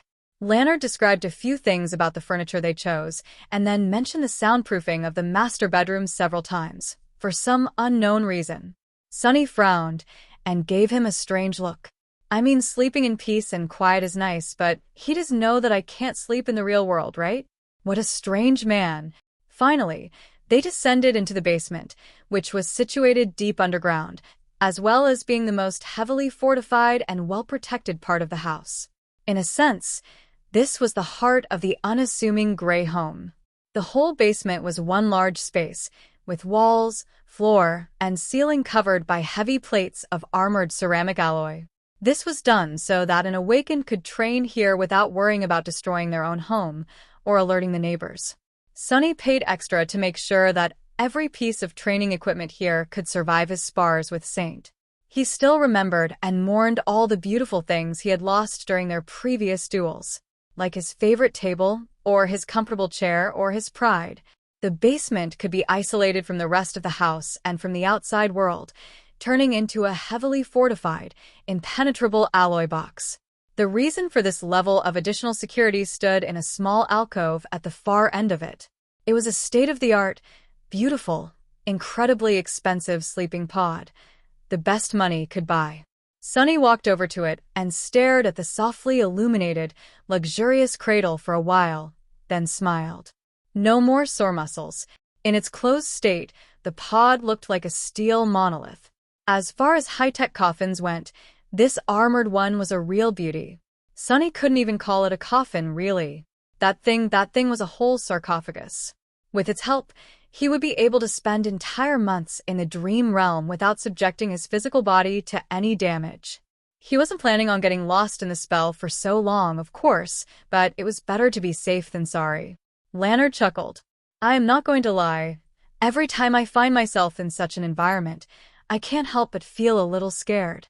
Have you ever heard about Dracula, sir? Sunny glanced at him, then shrugged. Not really. What is that? The short man shivered. Just a legend, thankfully. Dracula was a fiend that fed on human blood and slept in a coffin underground. Hence the... Sunny smiled. Oh, a vampire? Yes, I've met one or two.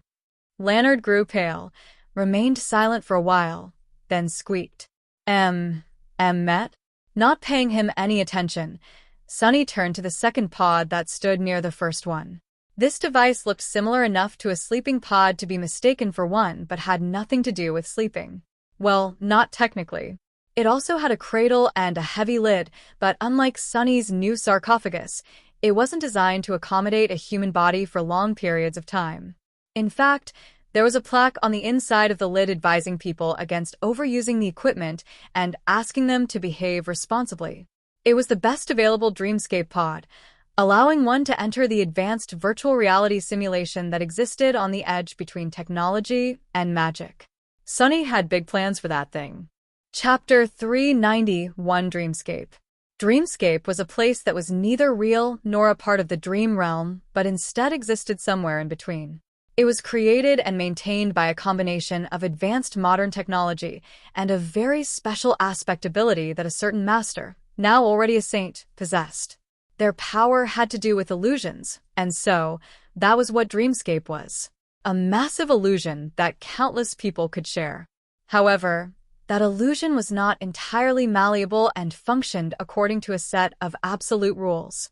It reflected reality instead of being a complete replacement for it. As a result, a person entering it was bound by the same laws that existed in the real world. And since one of those laws was the nightmare spell, a person's aspect, abilities, memories, and echoes would function in the illusion the same way they functioned outside of it, with one important difference. One couldn't be hurt, wounded, or killed in the dreamscape.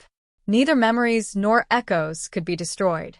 This meant that awakened were able to battle each other there without having to risk their lives and keep the destructive force of their duels out of the real world. This application was the primary use of the dreamscape, well, in a sense. At the dawn of it, the dreamscape was mostly used by the legacy clans and the government to train elite awakened that served them, but it was quickly deemed as only being marginally useful. While such training could facilitate safe duels between the human carriers of the spell, its simulation of the nightmare creatures was not that close to reality. The illusory monsters lacked the will and mind of actual abominations, after all. So, the dreamscape had failed to become a successful training tool and was thus largely abandoned.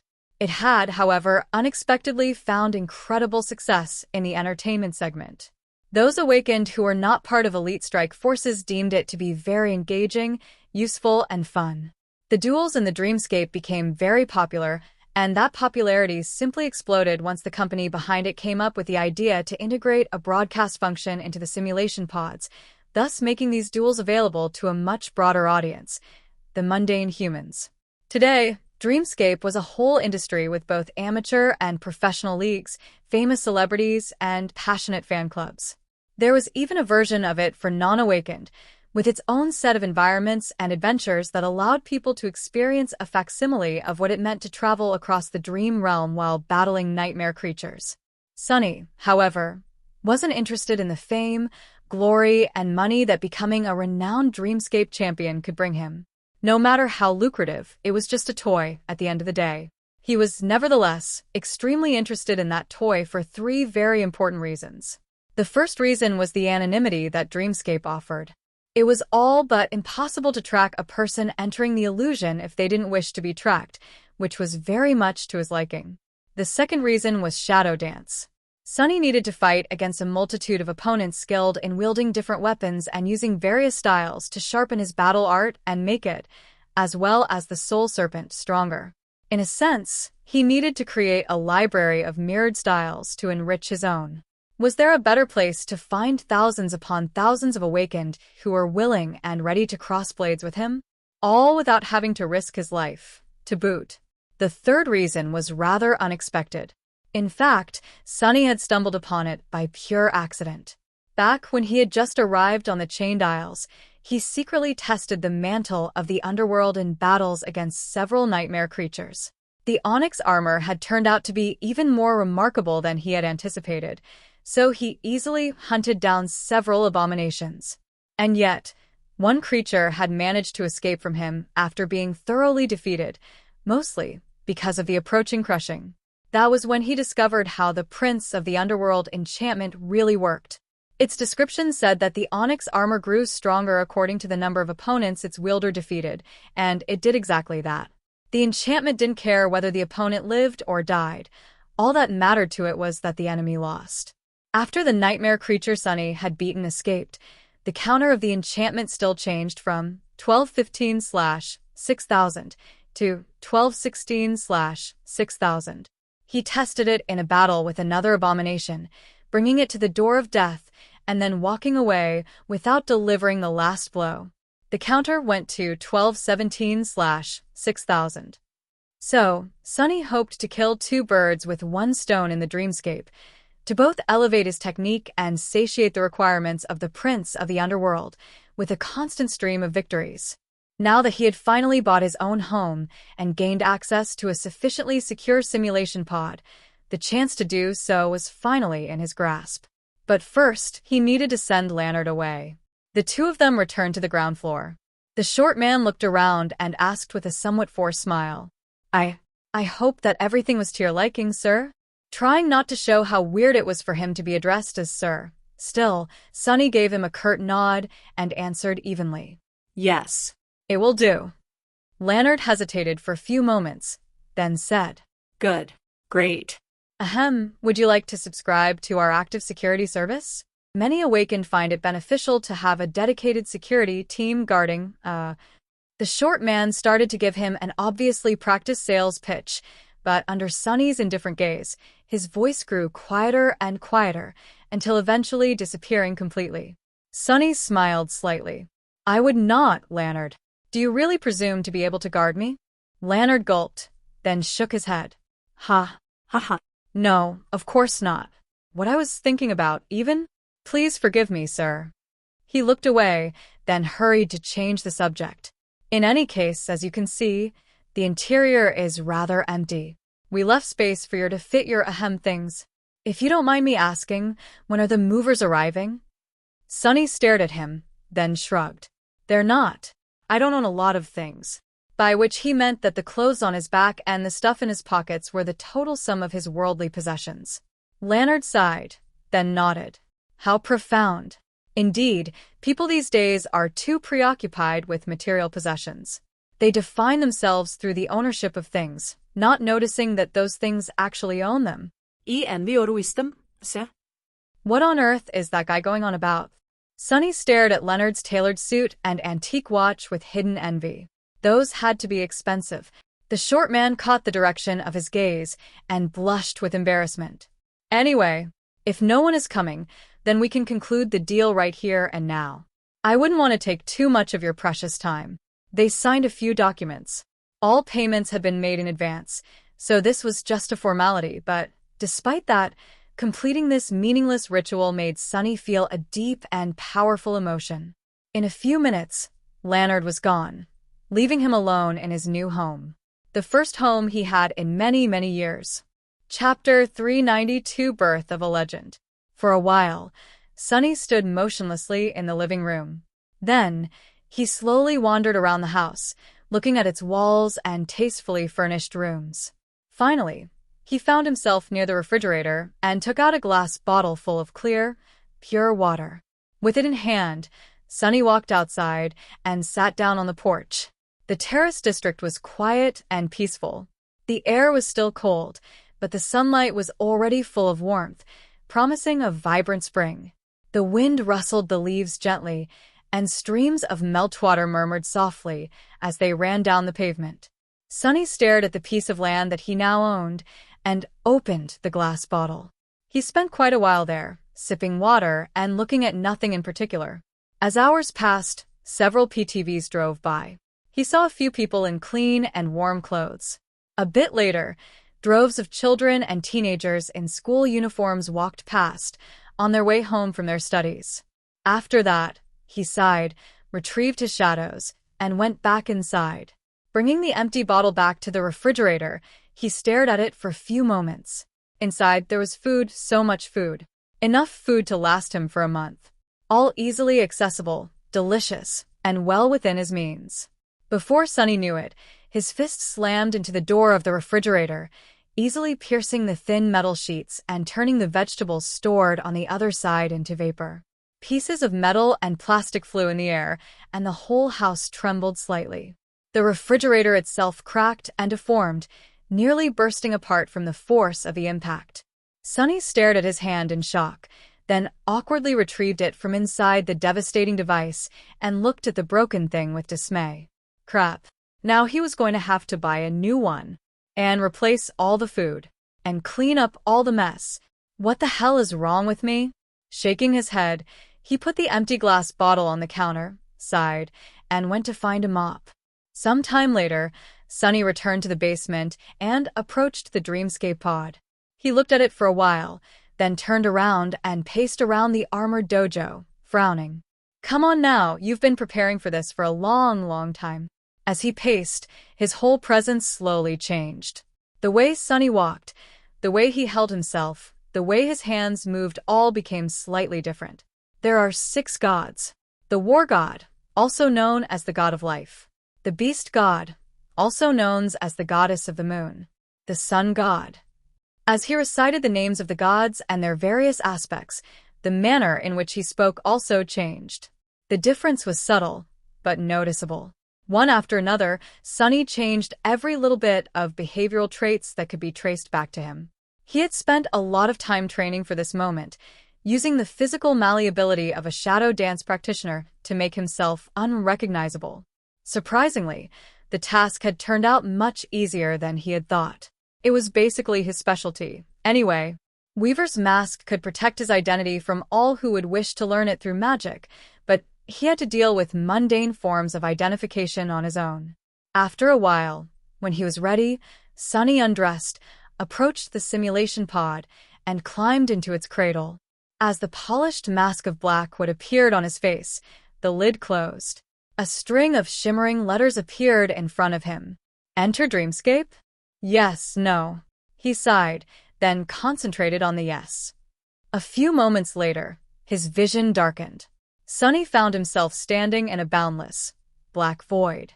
All around him, countless stars burned with ethereal light, an inconceivably complex weave of strings connecting them together. There was, however, no logic or sense in the pattern. He didn't feel any meaning hidden in the beautiful weave of the strings of light. It was just a pretty backdrop and nothing more. A fake. Other than that, though, the simulation was pretty realistic. He looked down and saw his naked body, the soul serpent coiling around his arms and torso. The dreamscape recreated his appearance to the SMA, in great detail. Huh. Shaking his head in bewilderment, Sunny summoned the mantle of the underworld. It weaved itself from black threads and covered his body. As soon as it did, a pleasant voice resounded in the darkness. Challenger, welcome to the dreamscape. Sunny summoned the autumn leaf, a small charm that allowed him to change the color of his hair. After a short hesitation, he made them appear white. What next? How do I fight people? The pleasant voice promptly responded. Before proceeding further, please choose an alias. He blinked a couple of times, then scratched the back of his head. Oh, right. An alias? After some, though, Sunny remembered the legend of Odysseus that Neff liked to talk about and smiled. Nobody. That would be a good alias. He could already imagine how funny it would be to hear something like, nobody has defeated the enemy, or nobody has won. His thoughts, however, were interrupted by the voice of the dreamscape. Alias nobody is taken. Please choose another. He did not expect that. What would be a better? Alias, is taken. Please choose another. What? No, wait. Alias what? No, wait, is taken. Please choose another. Sunny shut his mouth, then thought for a while. His alias had to not only sound nice, but also be the opposite of what he would ever call himself in real life. Just like his movement and speech patterns, it had to be a part of the disguise. That's why coming up with one was not that easy. In the next few minutes, he tried a dozen different aliases, all to the same result. The level of coolness of the aliases he could come up with rapidly dropped, while the level of his irritation quickly rose. He felt as if the damned simulation was mocking him. Finally, Sunny growled in frustration and said the first word that came to his mind. Mongrel. The dreamscape was silent for a while. Then it said, Welcome, Mongrel. Please choose a dream of your liking. Really? Mongrel? Well, mission accomplished, I guess. This is indeed the last thing I would want to be known as. Oh, the irony. As Sunny huffed and puffed from frustration, several images appeared in front of him. All contained depictions of different environments, although most looked like an arena of some sorts. From his research, Sunny knew that the choice of an arena decided what type of opponents he would get to fight against. Some were available to everyone, some required a certain number of victories to be accessed. Professional duelists all spent their time in those elite dreams. Dreams, what a stupid name. If I was dreaming, I would be on the Chained Islands right now, wouldn't I? His body was, indeed, awake right now. It's just that his mind was inside of an illusion. Regardless, what he needed was a place where he could fight sufficiently skilled amateurs without drawing too much attention. He knew just the place. Pointing at one of the images, Sunny said, There. A moment later, the black void disappeared, and he was suddenly somewhere else.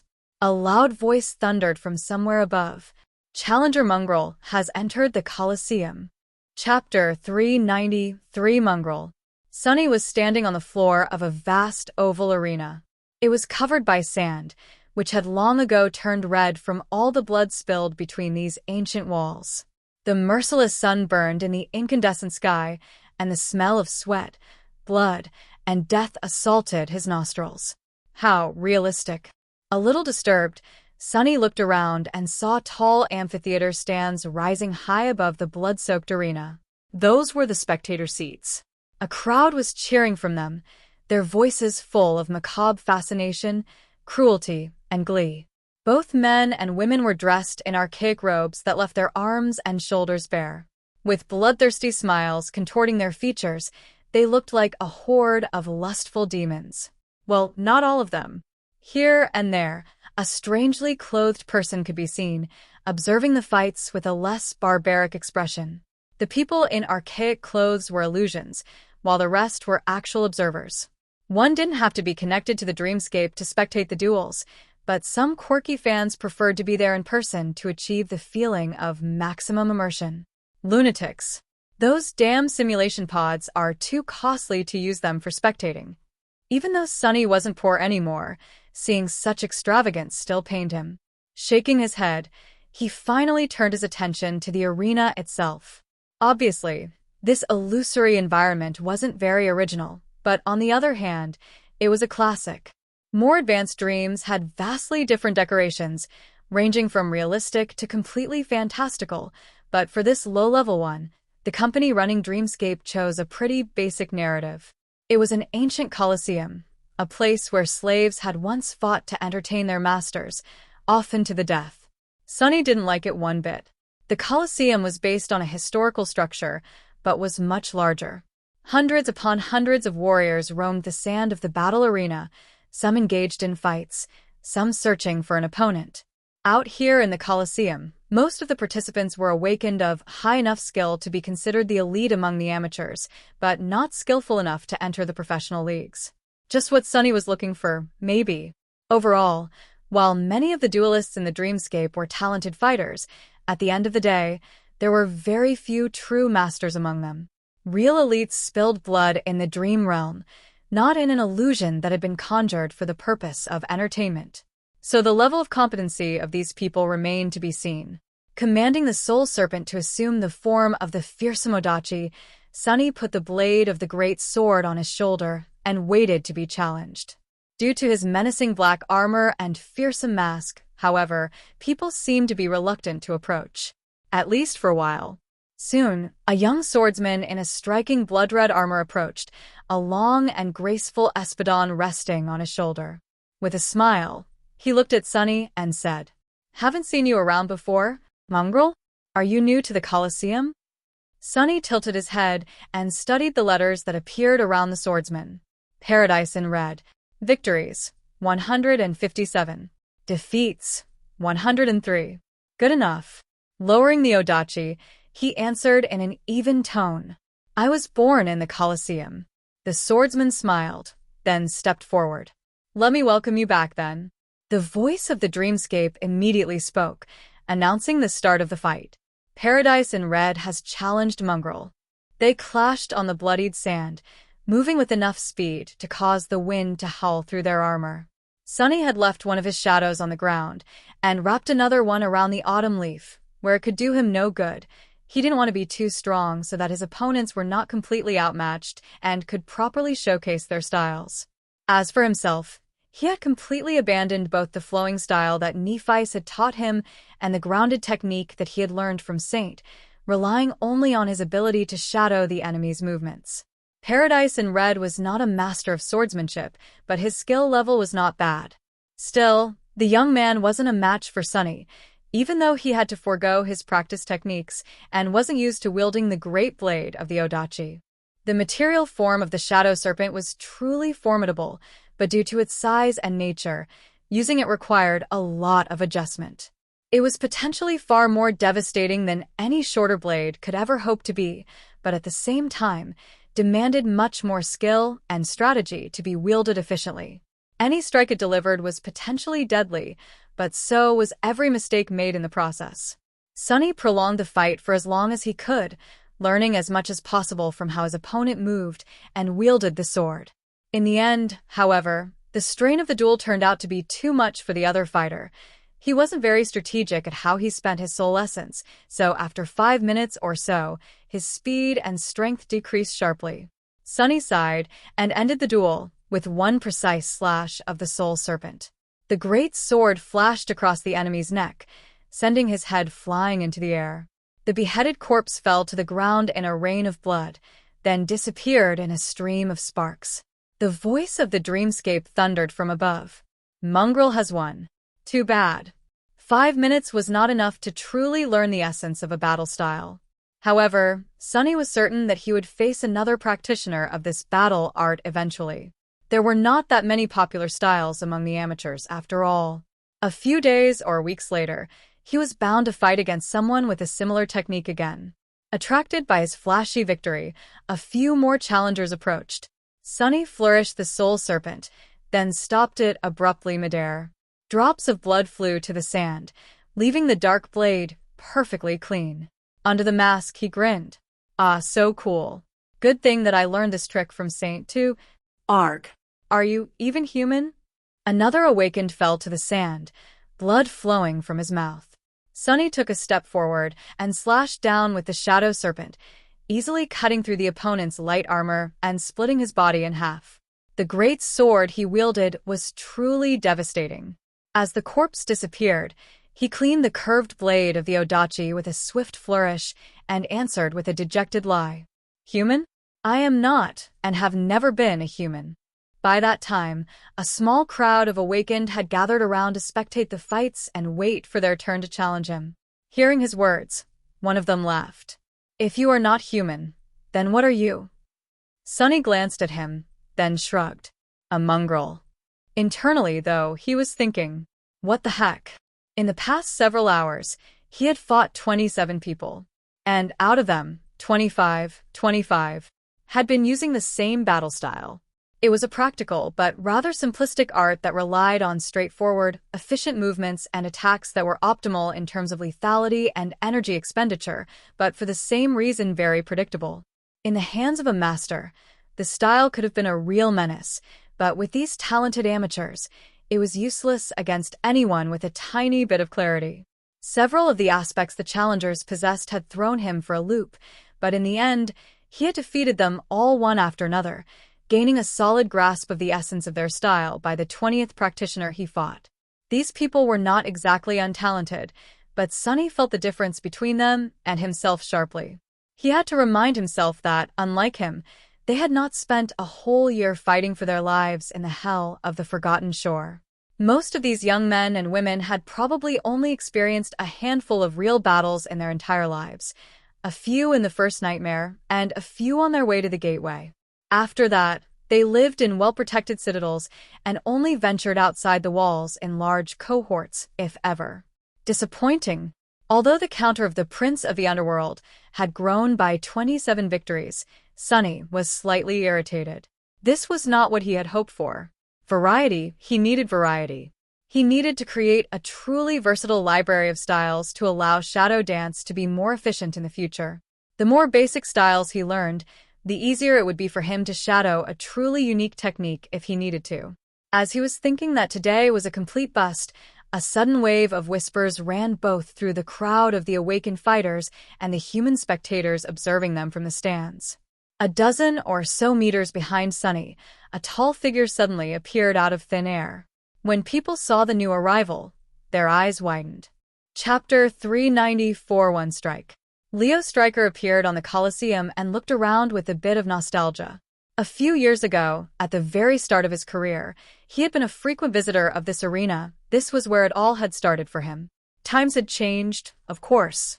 Using the few moments before he was recognized, Leo smiled widely and said, well. Did you really think that I would forget about the public Mondays, guys? Of course not. This is a sacred tradition. Sacred, guys. Some of the Strike Force veterans might remember how I started in the amateur arenas, and now that I am a brilliant, famous, and incredibly handsome celebrity, I have to return here from time to time. To, stay humble. There were currently around 20,000 people watching his broadcast, and pretty much all of them immediately exploded with a flood of mocking messages. Glancing at the broadcaster interface that Dreamscape provided to popular duelists like him, he grinned and winked, humored by some of the good-natured jabs thrown his way. Leo Stryker was not the most extraordinary fighter in the Dreamscape, but over these past few years, he had gathered a rather large following thanks to his skill, flair, and boisterous personality. He was so popular, in fact, that thousands of younger awakened became enamored with the battle style he and a few of his duelist buddies practiced. As a result, the Roaring Lion Strike style had become all the rage among the amateur duelists, and his old mentor was now flooded by a deluge of new pupils. That fact really warmed Leo's heart. He was glad to be able to repay the old man for all his patience. Leo spent most of his days participating in top-level duels in the professional league arenas, but on Mondays, he liked to visit a public dream or two, chat with fans, fight a few amateurs, and provide them with pointers as a way to give back to the community. Today was one such Monday. Looking around the Colosseum, Leo noticed a small gathering a dozen or so meters away from him and headed over. As he walked, he heard excited voices. Hey, isn't that Leo Stryker? No way, wait. It's him. I can recognize that gorgeous armor with my eyes closed. Leo. Love you, man. Keeping it real like always. Strike Force roar. I've been watching your broadcast for 2 years, Leo. A friendly smile appeared on his face. Waving at several fans, he approached the crowd of challengers and glanced at the lone figure standing in the empty space in the middle. Whoa. This dude has style. The man in the middle of the crowd wore a beautiful onyx armor that radiated a sense of solemn, dark menace. His face was hidden behind a fearsome black mask, with 3 twisting horns rising from it like a jagged crown. His hair was stark white, and there were 2 pools of impenetrable darkness in the place where his eyes were supposed to be. His weapon of choice was a long, curved odachi forged of lusterless black steel. It rested on his shoulder, seemingly devouring the bright light of the illusory sun. The stranger looked more like a demon than a human being. Leo let out an approving whistle. Is he also a broadcaster? I don't recognize those memories. He checked the stats of the demonic warrior. Mongrel. Victories, 27. Defeats, 0. A newbie but a talented one. A perfect KDA. What a rarity. In any case, that guy was incredibly photogenic. A duel with him was not going to be interesting due to the gap in their skill, but it would definitely look stunning. Leo felt a little ashamed to break Mongrel's perfect streak, but this talented amateur would receive useful advice in return, which was far more useful. Who knows, they might meet again in the professional arena one day. Looking at the invisible camera, Leo raised an eyebrow and asked, "What do you say, Strike Force? Should we challenge that dark and handsome guy other there?" As the viewers expressed their approval, he approached Mongrel and gave him a friendly smile. "Hey there, friend. That's a big sword you got there. Do you even know how to use it?" Teasing the opponent was another sacred tradition of the dreamscape, and Leo was rather good at it. Mongrel shifted slightly and faced him. The disturbing mask stared at Leo, making him shiver slightly for no apparent reason. No. Leo laughed. No? You don't know how to use your sword? Well, would you like me to teach you? The demonic warrior stared at him and didn't even move. No. What's up with that dude? Does he not know other words? Come on, work with me here, buddy. I am dying here, trying to make this duel entertaining. With a sigh, Leo stepped forward and unsheathed his own blade. The viewers once again exploded with a flood of messages, and at the same time, the voice of the dreamscape announced, "Leo Stryker has challenged Mongrel." God damn it. Sunny stared at the young man in a beautiful azure armor, cursing his luck. Why can't he get a hint? Even though Sunny couldn't say a word of truth while wearing Weaver's mask, he tried to communicate his reluctance to fight this guy, to no result whatsoever. He didn't have anything against the new challenger. What did the dreamscape call him, Leo? But there was one problem. Just from the way the young man walked, Sunny could tell that he practiced the same damned battle style that everyone else here seemed to practice. And Sunny had more than enough of it for one day. Ugh, his time in the real world was limited, so he really hoped to experience a more diverse collection of opponents before it ran out. Maybe there's still hope. Maybe the next one is going to be different. It was better to finish this fight quickly, then. Sending the happy shadow from the autumn leaf to his body, Sunny lowered the shadow serpent and took a step forward. His opponent, meanwhile, smiled. "Let me teach you the first lesson. You should always wear a helmet into the battle, fool." Dashing forward, Sunny easily deflected Leo's blow and pierced his head clean through by continuing the same motion. As the corpse of the eloquent young man fell down and disintegrated into a rain of sparks, he flourished the odachi to clean it from blood, returned to his previous spot, and indifferently put it on his shoulder.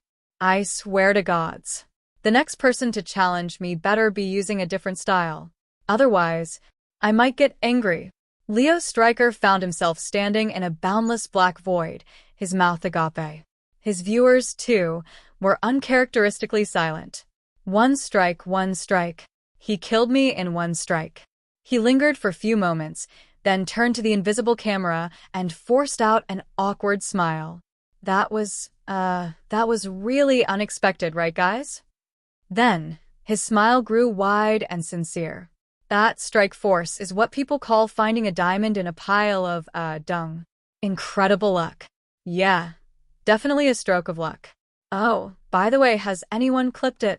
Chapter 395 Roaring Lion, Hidden Dragon. Leo sent the clip to a couple of his buddies and waited in the dark void, chatting with the viewers and laughing about his terrible performance in the duel against the demonic newbie. That mongrel, there's something about him. Just as he had expected, his friends joined him in the dreamscape almost immediately after receiving the message. Yes, his defeat was rather embarrassing, but there was an opportunity in every disaster. This was going to be a very special broadcast. A rare and bombastic crossover episode. Answering the invitations, two figures joined him in the black void. The viewers grew silent for a moment, and then sent so many reactions that the broadcast interface almost crashed. Well, as expected. Both guests Leo had invited were very prominent duelists, at least as popular as he was himself, or perhaps even more. One wore a heavy plate armor. There was a castle engraved on its breastplate, and 4 dragons depicted on his pauldrons and vambraces. This was Dawes Safer, a renowned swordsman who possessed a powerful aspect that allowed him to control fire. The other was a taciturn warrior in a gray silken robe. His alias in the dreamscape was the Fool, and he was known to be one of the most peculiar and persistent duelists in the professional league. Leo grinned. Hey there, Safer. Hey there, Fool. Long time no see. Safer scoffed, then pointed at him. Leo, my friend. What the hell was that? You got killed by an amateur in one strike. The Fool simply shook his head and remained silent. Leo coughed in embarrassment and looked down. Yeah. Well, it's not like the two of you never tasted a piece of humble pie, is it? If I remember correctly, Queen Bee decimated both of you just last week. Safer grinned. I am ready to be killed by our noble queen every day. But a newbie? Come on. Leo shrugged, then pointed to his sword. All right. But there's a reason the two of you arrived so quickly, right? You saw it too. The two duelists glanced at each other, then slowly nodded. Leo turned to the camera and smiled brilliantly. What? None of you battle geniuses have noticed it? Well. It's this rare moment when I get to mock my dear viewers and their insufferable expert advice. He gestured to his friends, then continued. For those Strike Force veterans who still remember the early days of my broadcasting, as you might know, these two distinguished gentlemen are actually not only my colleagues, but also disciples of the same cranky old man who taught me swordsmanship. Basically, the three of us are childhood friends, and we practice the same ingenious battle style. The Roaring Lion strike style. He paused, and then sighed mysteriously. And while it hurts my pride a little to have been defeated by an unknown novice, the real reason why I was so shocked by our duel is, you won't believe it. Oh yeah, before we do this, I should mention the sponsor of today's. Safer rolled his eyes and interrupted him. Cut it, Leo. What he was going to say is that the masked guy used the Roaring Lion strike style to defeat that dolt. And while there are many, lots and lots, really, people who can beat that loud nuisance in a heartbeat, the fact that someone done so while using our own style is very interesting. Leo glanced at his friend with vitriol, but then gave up on the ad break and nodded. Indeed. So, the three of us are going to go and see who that mongrel really is and what is he really capable of. Sonny felt that something weird was going on in the Colosseum after he dispatched the young man in azure armor. The other Awakens seemed to stare at him, with a bit of confusion, shock even. The same went for the human spectators in the amphitheater. Many had changed seats to get closer to him. What's the matter with all these people? Did I go overboard and move too fast? But no, he had measured his dash to not appear too powerful. Maybe they just liked the spectacle? Sonny was, indeed, giving them a good show. Not that doing so was his intention. Anyway, why is no one challenging me? Stop wasting my time, people. I'm on a tight schedule. Indeed, no one in the small crowd of Awakened that had been waiting for their turn to fight him seemed willing to step forward now. Sonny stared at them in boredom for a few minutes, trying to understand what was going on. They had been very eager just a few moments ago, no? Then, someone finally walked toward him, unsheathing a formidable-looking sword. The guy was wearing plate armor, with an intricate engraving of a castle and 4 dragons decorating its polished surface.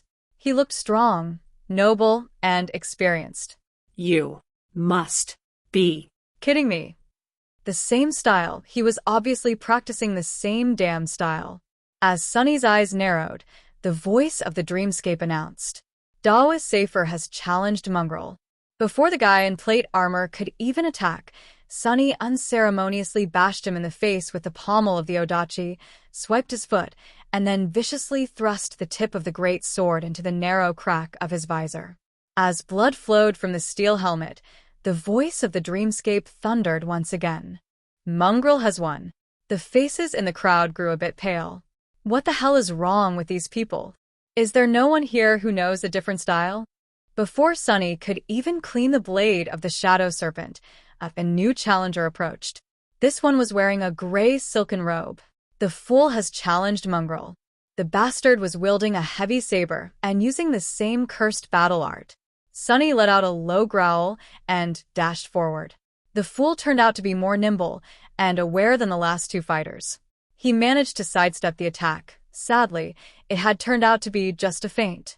Before he could correct his footing, the odachi pierced his chest and exited from his back. Sunny tore the great sword out of the enemy's body and stepped back in frustration. The man in the gray silken robe swayed and stared at the growing red patch on his silk garment. Looking up at Sunny, he silently gave him a thumbs up, then collapsed to the sand in a rain of sparks. Mongrel has won. Curse it all. Do I need to go to a professional arena to find a proper opponent? These people were not exactly bad fighters, the 3 last ones especially, but why on earth were all of them so similar to each other? Sunny looked around and noticed that the Colosseum was deathly silent. Everyone was staring at him with strange expressions. Wait, don't tell me. He scowled behind the mask, a terrible suspicion entering his mind. Is this whole arena meant for practitioners of a single style? Was I breaking some unspoken taboo this whole time? That would be a bastard move. No, wait. That doesn't make any sense. I was using the same style as them. Suddenly, a familiar face approached him from the crowd. It was the young man in the azure armor. Lion beater or whatever. No. Oh gods, please no. I don't want to fight him again. The young man stopped a few meters away from Sunny, hesitated for a few moments, then smiled and asked in a light tone. Mongrel, my friend, if you don't mind me asking, what are you even doing here, in this amateur arena? Sunny rolled his eyes behind the mask. The answer was really simple. He was here to learn. But he couldn't say that, of course. He was also too frustrated to come up with a creative lie. Staring at the young man, he allowed the soul serpent to disappear and become a tattoo again, then said somberly, I am here to unlearn. Lion Beater blinked a couple of times, then shifted his weight slightly, clearly intending to unsheath his sword. Enough of this. With an irritated huff, Sunny commanded the dreamscape to eject him from the arena and disappeared from the Colosseum in a shower of white sparks. Climbing out of the simulation pod, he stared at it with resentment, then suddenly flinched and grabbed his hand with another. No, we don't want the refrigerator accident to happen again. Not to this beautiful, shiny, extremely expensive pod, right? right. I should probably go and get some fresh air, try it again next time, on a more challenging arena. With that, he threw the last glance at the high-tech device and walked away.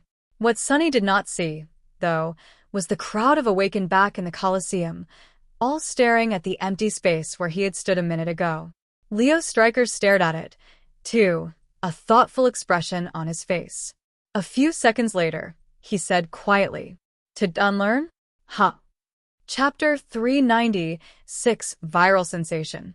Sunny salvaged some food from the destroyed fridge, had a very late supper, and went down to the basement again, this time to travel to the Chained Isles.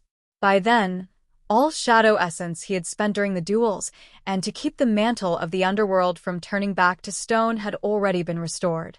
Wearing the onyx armor required a constant flow of essence to maintain the Leaving Stone enchantment active, and with the soul serpent assuming its weapon form, Sunny couldn't use the shadow to keep the expenditure to a minimum. Wearing the mantle for prolonged periods of time was rather draining. However, it was also a perfect way to train himself on how to manage essence most efficiently. He had no complaints. It was funny, though, that the dreamscape required a person to expend real essence despite being just an illusion. Oh well. Climbing into his new, state-of-the-art sleeping pod, Sunny lay comfortably in the soft cradle and smiled. No more sore muscles. Finally, with that, he closed his eyes and very quickly fell asleep. While his soul wandered the dream realm and his body slept, locked in an underground bunker behind multiple layers of protection, though several things happened in the real world. The clip of his short duel against Leo Stryker had unexpectedly gone viral. All around the planet, countless people watched it with a wide range of reactions. Some found it funny, some fascinating, while some simply scrolled past it as they watched their feeds. Even those who did not have any interest in the awakened duels found it striking, though. The image of an infernal wraith clad in black onyx armor defeating a charming, noble human warrior with one swift and ruthless strike was, indeed, very cinematic, just how Leo had predicted. Even if, to his dismay, the roles had ended up being switched. What's more, even though Sunny had not even known that their fight was being broadcasted, he accidentally looked directly at the invisible camera right after cruelly putting the tip of his odachi through the opponent's eye. The image of the fearsome black mask staring emotionlessly directly at them, two pools of darkness hiding the eyes of the human being behind it, sent shivers down the spines of people watching the clip. It was chilling, arresting, and strangely hypnotic. Many of them had the same question after watching the clip on repeat several times. Was there even a human there, behind the scary mask?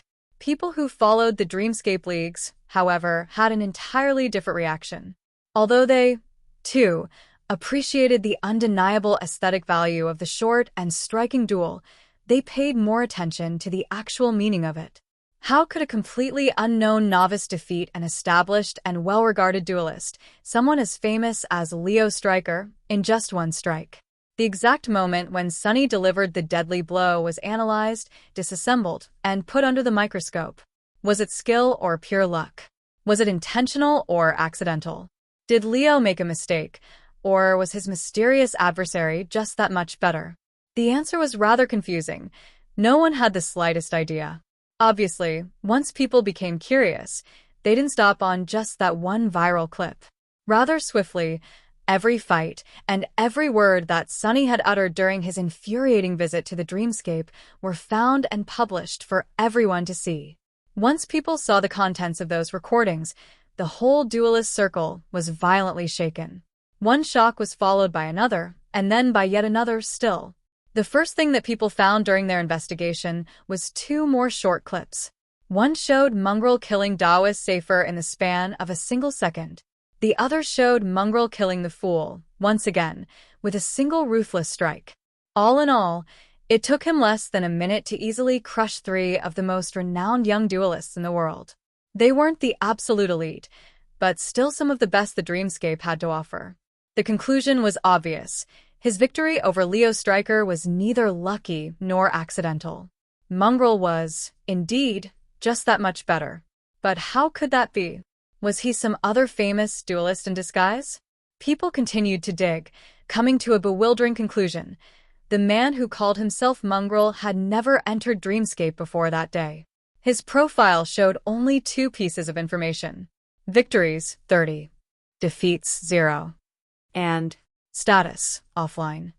After that, many theories appeared postulating that Mongrel was, in fact, a master who had visited the Dreamscape to have fun. There weren't that many masters in the world, and all of them had much more crucial things to do than spend their time having illusory duels. Even if they did, however, those duels transpired in private arenas that were created specifically for the occasion, away from the public eye. Still, if Mongrel was a master, that would explain it all. He was just much stronger. But he wasn't. That theory was debunked when the recordings of his other 27 duels were unearthed. After watching them, the investigating enthusiasts became truly shaken, and for a very strange reason. It was because those recordings showed Mongrel actually struggling against much weaker opponents. Now, wait a minute, what the hell did that mean? How could a man struggle against novices, fighting them for an average of 5 to 10 minutes, and then kill 3 experienced professionals in 3 seconds? The answer was simply mind-boggling. While people who did not know much about combat techniques assumed that Mongrel had been just pretending to be weak, more knowledgeable experts came to a stunning conclusion. Mongrel only used the styles of his opponents to fight against them. He came into the Colosseum not knowing anything about the popular roaring lion strike style, and mastered it in the span of a single evening to such degree that even the fool, Daoist Safer, and Leo Stryker himself, the 3 fighters who had popularized the style in the first place, couldn't resist him even for a couple of seconds. Now it was the experts' turn to shiver. Ironically, after understanding what exactly had transpired, they were left with the same question that the people who knew knowing about awakened duels had after watching the viral clip. Was the being wearing the black wooden mask even human? And all of them, regardless of their interests and level of knowledge about battle arts, were now wondering the same. Who the hell is Mongrel? Chapter 397 Mongrel's Wisdom. At his every action and every word, trying to find some hint of his identity, background, and standing. Although there was not much to learn, they gradually came to perceive his sayings as rather meaningful. In fact, people ended up finding too much meaning in them, even though there was none. It was all just awkward lies Sunny had come up with on the spot to fulfill the requirements of the simple trick.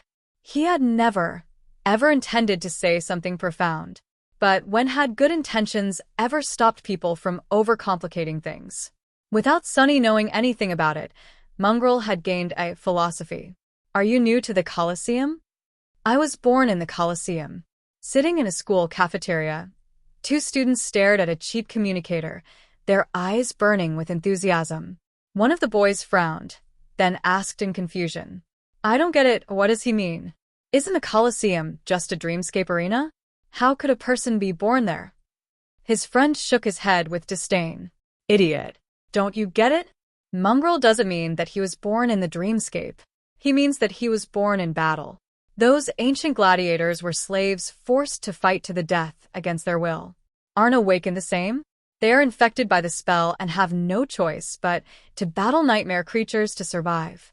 In a sense, all awakened were born in the Colosseum. Somewhere in the outskirts, several workers had gathered together during their short break. Are you even human? What is a human? I am not, and have never been a human. One of the workers shivered. Scary, do you think that Mongrel is actually a nightmare creature that infiltrated the real world? Another shook his head. No, of course not. The first sighed. Then why would he say that he's not human? The second worker looked at the dirty tunnel of the industrial air filter exhaust they were cleaning, then at his own calloused hands. What the hell does it even mean to be a human? Do you think that you and I are really humans? No, you fool. That Mongrel has more brains than you, I swear. He at least understands that just having 2 legs and 2 hands does not make you a human. He gets how it is. The third listened to their conversation and grimaced. So what? Yeah, he gets it, but I don't see him complaining. That guy took the hand he was dealt and turned himself into a damned sword demon. What have you done? That's the lesson he is trying to teach us, I think. No one will treat you as a human unless you behave like one. Far away, in the sleeper compound of the academy, a group of young men and women were looking at a screen. That's a big sword you got there. Do you even know how to use it? No. No? You don't know how to use your sword? Well, would you like me to teach you? No. One of the sleepers scratched the back of his head, then asked. I don't get it. Why did Mongrel lie about not knowing how to use a sword? He is obviously a very experienced fighter. Maybe even a legacy. Was he trying to trick Leo into underestimating him? A girl standing near him chuckled. He didn't lie. Why would Mongrel need to trick Leo? He would win against him fair and square, regardless. No, there's a deeper meaning in his words. The other sleeper raised an eyebrow. What meaning? The girl smiled knowingly. Only a boastful duelist like Leo Stryker would claim to know his way around a sword. A true master, one who battles nightmare creatures in the dream realm instead of playing games with pampered awakened in the dreamscape, would know that they have infinitely more yet to learn than they already know. That's what Mongrel meant. No matter how good he is, he understands that in the grand scheme of things, his skill and power are like that of an infant. Her friend was quiet for a while, then asked, "If that's the case, then why did he say that he doesn't want to learn more?" The girl shook her head. He didn't say that he doesn't want to learn. He said that he doesn't want Leo to teach him. The true enemy of an awakened is the spell, not other humans. That's why Mongrel doesn't want to be taught by battling humans, even if he has to. And also, if someone is strong like a mongrel, they can end a fight with one strike. But true strength is not needing to strike at all. Maybe that's what Mongrel wants. To become powerful enough so that he never has to bear his sword again. And just a few hundred meters away from them, on her way to the Academy Hospital complex, a young woman in a wheelchair was staring at her communicator with an amused expression on her face. "What are you doing here, in this amateur arena?" "I am here to unlearn." This quote, especially, had become a topic of heated discussion across the network. Among the duelists, it caused a whole philosophical storm. Countless awakened were passionately debating its meaning. No one knew what exactly mongrel meant, but everyone had at least a theory. The only thing everyone agreed on was that his short statement hid profound, fundamental wisdom about the nature of combat and ways to become a master of it. Not Effie, though. Looking at her communicator, she shook her head and said, "To unlearn? Huh, that guy must have hit his head one too many times. What a dimwit." Then, she looked at the image once again and added, "And also, what's up with that armor? It looks so familiar. For a moment, I thought that Sunny's echo has run wild." Huh, what a fun idea. The look on his face would have been priceless. With that, she shook her head, deactivated the communicator, and continued on her way. Effie had more important things to do than waste her time thinking about mongrels. The rest of the world, though, apparently did not. Chapter 398 Master of his Trade. Blissfully oblivious to the storm his visit to the dreamscape was causing back in the real world, Sunny opened his eyes on the altar island of the sanctuary. Because of how much time he had spent fruitlessly searching for worthy opponents on the Colosseum, he arrived on the Chained Isles much later than he usually would. The sunset was still a few hours away, and the sky was clear and bright. He was welcomed by the familiar murmur of flowing water, the rustling of leaves, and a cool breeze. Sunny flinched slightly and threw a resentful glance at the deep pool of clean water surrounding the small piece of land on which the altar and the ancient tree stood. During his first visit to the sanctuary, Saint Tyrus herself had brought him here from the real world. Both of them had appeared near the altar. There had been a small problem, though. Sunny had materialized a bit further than people usually did, and as the result, plunged straight into the pool instead of landing on solid ground. Not a big setback. However, in a moment of disorientation, he almost had a heart attack. Falling into water reminded him of his first minutes on the forgotten shore just too much. For a second, he had thought that he was back in that godforsaken place. Ever since that day, Sunny never ended up in the water instead of on the soil of Altar Island again, but the scare that first time had given him was still fresh in his memory. Not today. With a triumphant smirk, he left the white altar behind and headed toward the ring of tall menhirs. Now that it was day, the sanctuary looked more populated. Groups of awakened rested on the grass of the park, some discussing upcoming ventures into the wilderness, some simply killing time until they were able to return to the real world. One couldn't just enter the gateway immediately after appearing in the dream realm. Perhaps because the soul wasn't able to withstand traveling between worlds too often, perhaps because the spell did not wish for them to return too quickly, or perhaps for some other, unknown reason, Awakened had to wait several hours before being allowed to use a gateway again. The exact time they had to wait was slightly different from person to person, but in general, it was somewhere around 10 hours. During these hours, those awakened who did not wish to risk their lives in the wild expanses of the dream realm usually went about their business or fulfilled their duties to the Citadel. A lot of work went into keeping human enclaves in the dream realm going. Apart from the obvious demand to keep watch on the walls and fight off attacking nightmare creatures, mundane tasks like cleaning and preparing food were also shared among the inhabitants of the citadels. In a sense, each citadel was a settlement. Some were small, some large enough to house thousands upon thousands of the awakened. The population of the three great citadels was even higher, with hundreds of thousands of humans visiting them every day. The sanctuary was a rather tiny citadel in comparison, so each of the awakened anchored here had to do their share of work to preserve it. Luckily, Sunny had been assigned a role of an advanced scout in exchange for his reports about the things he noticed during his expeditions and the movements of nightmare creatures across the Isles. He was all but freed from other tasks, only occasionally having to do a small chore or stand watch during the darkest hours of the night. He was rather happy with that situation. Sunny greeted a few people he was on somewhat friendly terms with, entered the interior of the sanctuary, then headed to his room. Now was a good time to finish the things he had not done during his last visit. Namely, exchange the soul shard he had collected for memories or credits. Oh, and to properly study the ancient coin to draw and describe it for teacher Julius later. But the useless coin could wait. Right now, Sunny really wanted to satiate his avarice. Unlocking the chest that stood at the foot of his bed, he fished out the soul shards off its bottom and unceremoniously threw them into the pack. The strange fruits he had gathered during his last journey also went there, leaving the chest more or less empty. Noticing the golden coin glinting between a few curios that Sunny had collected in the past 2 months, he hesitated for a moment, then shrugged, picked it up, and hid it under one of the puppeteer Shroud's vambraces. All set, it was time to haggle.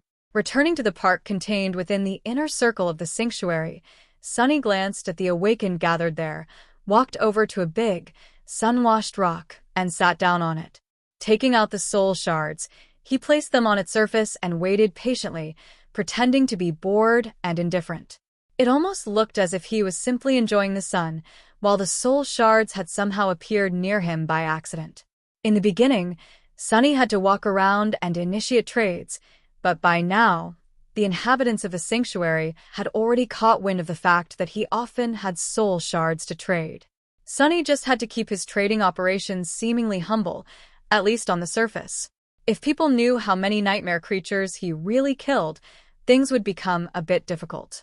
He was known to be from the Forgotten Shore, which gave him a bit of leeway of how deadly of a hunter he could appear to be, but it was still wise to keep the full extent of his competency to himself. Of all the people on the chained island, only St. Tyrus and her trusted aides knew about his SS evaluation. So whatever soul shards Sunny didn't sell to the local awakened, he sold directly to the White Feather clan, leaving all parties satisfied by the arrangement. Soon, the first customer approached, looking at the gleaming crystals with burning eyes. Sunny smiled brightly. "Oh, hey there. Looking to trade for a shard or two? Well, you're in luck, my friend. Sunny's brilliant emporium is currently open for business." Chapter 399 Golden Coin. If there was one thing Sunny missed about the Forgotten Shore, it was how scarce the resources out there were. As a result, the value of soul shards was way higher there than back in the real world. Well, the parts of the dream realm that were better connected to the real world, at least. Not that shards were cheap here. It's just that the deals Sunny was able to make were not as lucrative as the ones he had made in the Dark City. He was also not able to bring the soul shards back to the real world with him, which also affected the final price. In the end, the collection of crystals he had gathered during his last trip through the Chained Island, including those retrieved from fallen creatures, only landed him 3 memories of questionable utility. He fed them to Saint, bringing her shadow fragment counter to 163/200. Not bad, I guess. After concluding his business in the park, Sunny went to the kitchens and traded the fruits he had found for a bunch of credits. The fruits were a very rare commodity on the Chained Isles. They could not be made into anything even remotely useful or advantageous, but some bright mind in the sanctuary had once come up with a method to make them into a very hard-hitting and tasty wine. Sunny himself had sworn off alcohol after his experiences on the Forgotten Shore, but he wasn't against making some money from it. In the early days of the sanctuary, the wine was all the rage among the local awakened.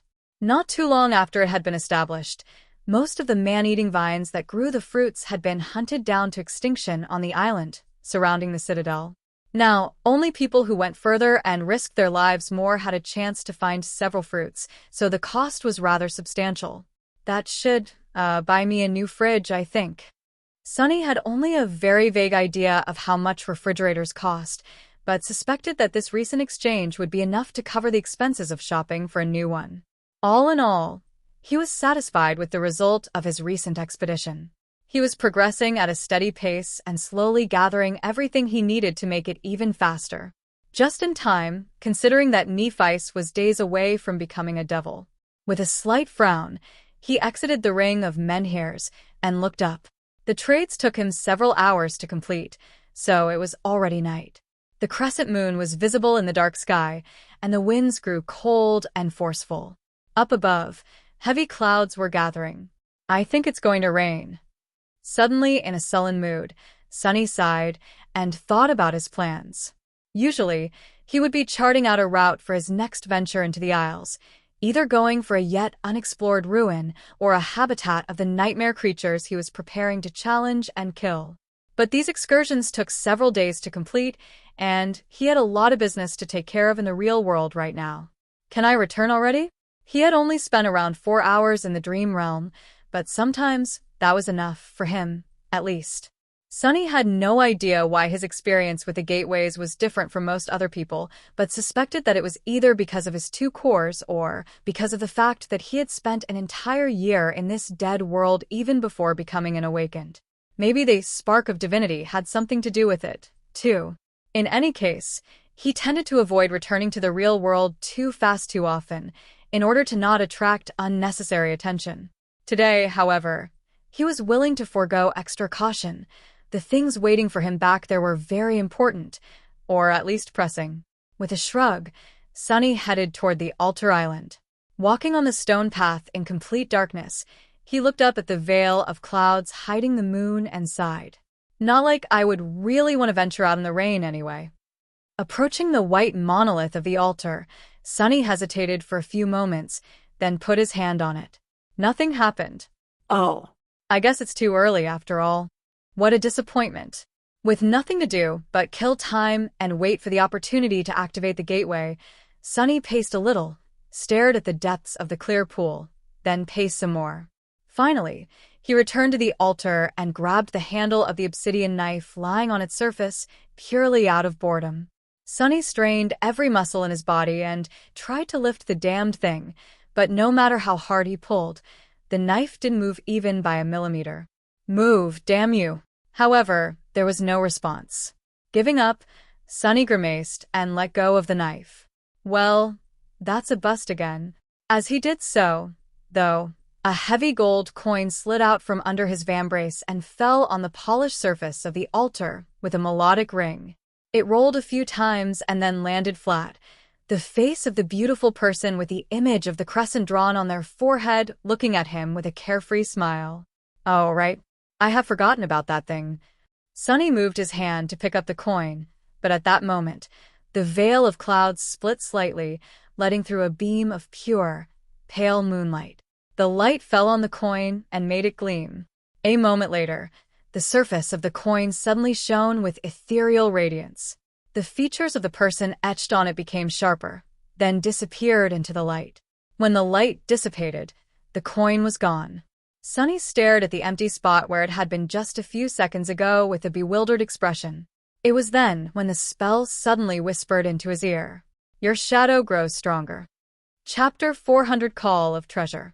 Your shadow grows stronger. Sunny stared at the place where the coin used to be, then blinked. What just happened? He dropped the coin on the altar. It was illuminated by the moonlight and disappeared. And then, he received a shadow fragment. No way. Holding back excitement, Sunny summoned the runes and read. Shadow fragments, 198/2000. The last time he checked, there were only 197. He had definitely, without a doubt, just received a shadow fragment from the strange golden coin. So, it wasn't an ordinary coin, after all. A satisfied smile appeared on his lips. Not only was the coin special, it was also not cursed. On the contrary, it was blessed. Well, that was the easiest shadow fragment I have ever received. Suddenly, his eyes widened. Wait, weren't there more coins he had left behind on the Iron Hand Island? 3 more, at least, had been swallowed by the dead monstrosity. Before the thought fully formed in his mind, Sunny was already leaving the altar island. There are two things. The first one was that other coins could, potentially, turn out the same as the first one and reward him with free fragments. The second one was that where there were 3, there could be more, much more. The fallen demon he had discovered could have come from a place where a whole treasure trove of miraculous coins was hidden. A whole mountain of them, even. If Sunny was right and managed to somehow trace the path the creature took before dying, who knew how much more powerful he would become? Trying to suppress the giddy feeling of discovering a huge and tantalizing secret, Sunny left the sanctuary and headed toward the edge of the island. As the sound of waterfalls grew louder and the first drops of rain fell to the ground, a dark silhouette suddenly took a step towards him. It was one of the watchmen. Huh? Sunny, right? Are you really going to go out in that weather? Most of the watchmen here in the sanctuary already knew that he was comfortable in the dark, so their initial surprise about seeing someone leave the citadel at night had more or less disappeared by now. It was still strange for some of them, though. Sunny halted for a few moments, then smiled. Yeah, don't worry, I will be fine. I'm not going far anyway. Just want to check something on the Iron Hand Island. The watchman hesitated, then shrugged. All right. Be careful out there. Night vision or not, this is not the time for humans. Sunny thanked the man for his concern, then walked past him. Not the time for humans? Good thing I am a monster, then. Approaching the edge of the sanctuary island, he didn't waste any time and summoned the Dark Wing. Sunny was tempted to simply turn into a shadow and rush toward his goal, but he didn't want to show his powers near the citadel so openly. Patient. Be patient. Since the Dark Wing couldn't really allow him to fly, he glided above the chain for as long as he could, then landed on it and continued forward on foot. By that time, the rain was already falling rather heavily. The iron surface beneath his feet was treacherous and slippery, so Sunny had to be careful and watch his step, lest he plummeted down into the sky below. He shivered, trying to think of a more terrible fate. With no means of real flight, he would just be falling through the darkness, endlessly, until his mind was gone and his body consumed itself from hunger, then slowly turned into dust. People on the chained isles loved to tell horrible stories about unfortunate souls who fell into the below, and Sunny could easily understand their fear. For that reason, he was very careful not to slip. Only fools fall down, knowing what waits for them below. I would never. As if to answer his thought, a gust of wind suddenly crashed into him from the side, and a distant bolt of lightning illuminated the sky. To hell with this. Not wishing to tempt fate, Sunny dove into the shadows and continued his journey as one of them. Soon, he arrived on the Iron Hand Island. The severed arm of the unknown metal giant was still there, making Sunny wonder, once again, what force could have torn it off the creature's body. Judging by the size of that thing, the owner of the arm must have been of monstrous proportions itself. Not really on the same scale as the walking colossus of the Forgotten Shore, but still undeniably gigantic. The remains of the winged demon that had swallowed the mysterious coins were there, too. However, they did not look the same. By now, only the bones of the fearsome abomination remained, all its flesh long devoured by the gluttonous scavengers of the nightmare world. The grass around the carcass was now higher, too, and had changed its color from the usual green to bright red. The grass looked satiated. Sunny grimaced. Out here in the dream realm, no creature or plant was really what they seemed. Otherwise, the thick forest on the island where he had battled the pack of fallen wolves would have been long ago destroyed by the crushing. Even the most innocent things were twisted, corrupted, and predatory. Without sufficient caution, even a blade of grass could be deadly. But he wanted those coins. Approaching the wide patch of blood-red grass, Sunny hesitated for a bit and then took a step forward. He felt the ground moving slightly beneath him, the rustling of the raindrops changing tone as they fell on the grass. With a deep frown, Sunny summoned the moonlight shard and circulated his essence, sending it flowing furiously through the coils of the soul serpent. He also collected both his shadows and wrapped them around his body. The grass swayed slightly, and then grew still. A subtle smile appeared on Sunny's lips.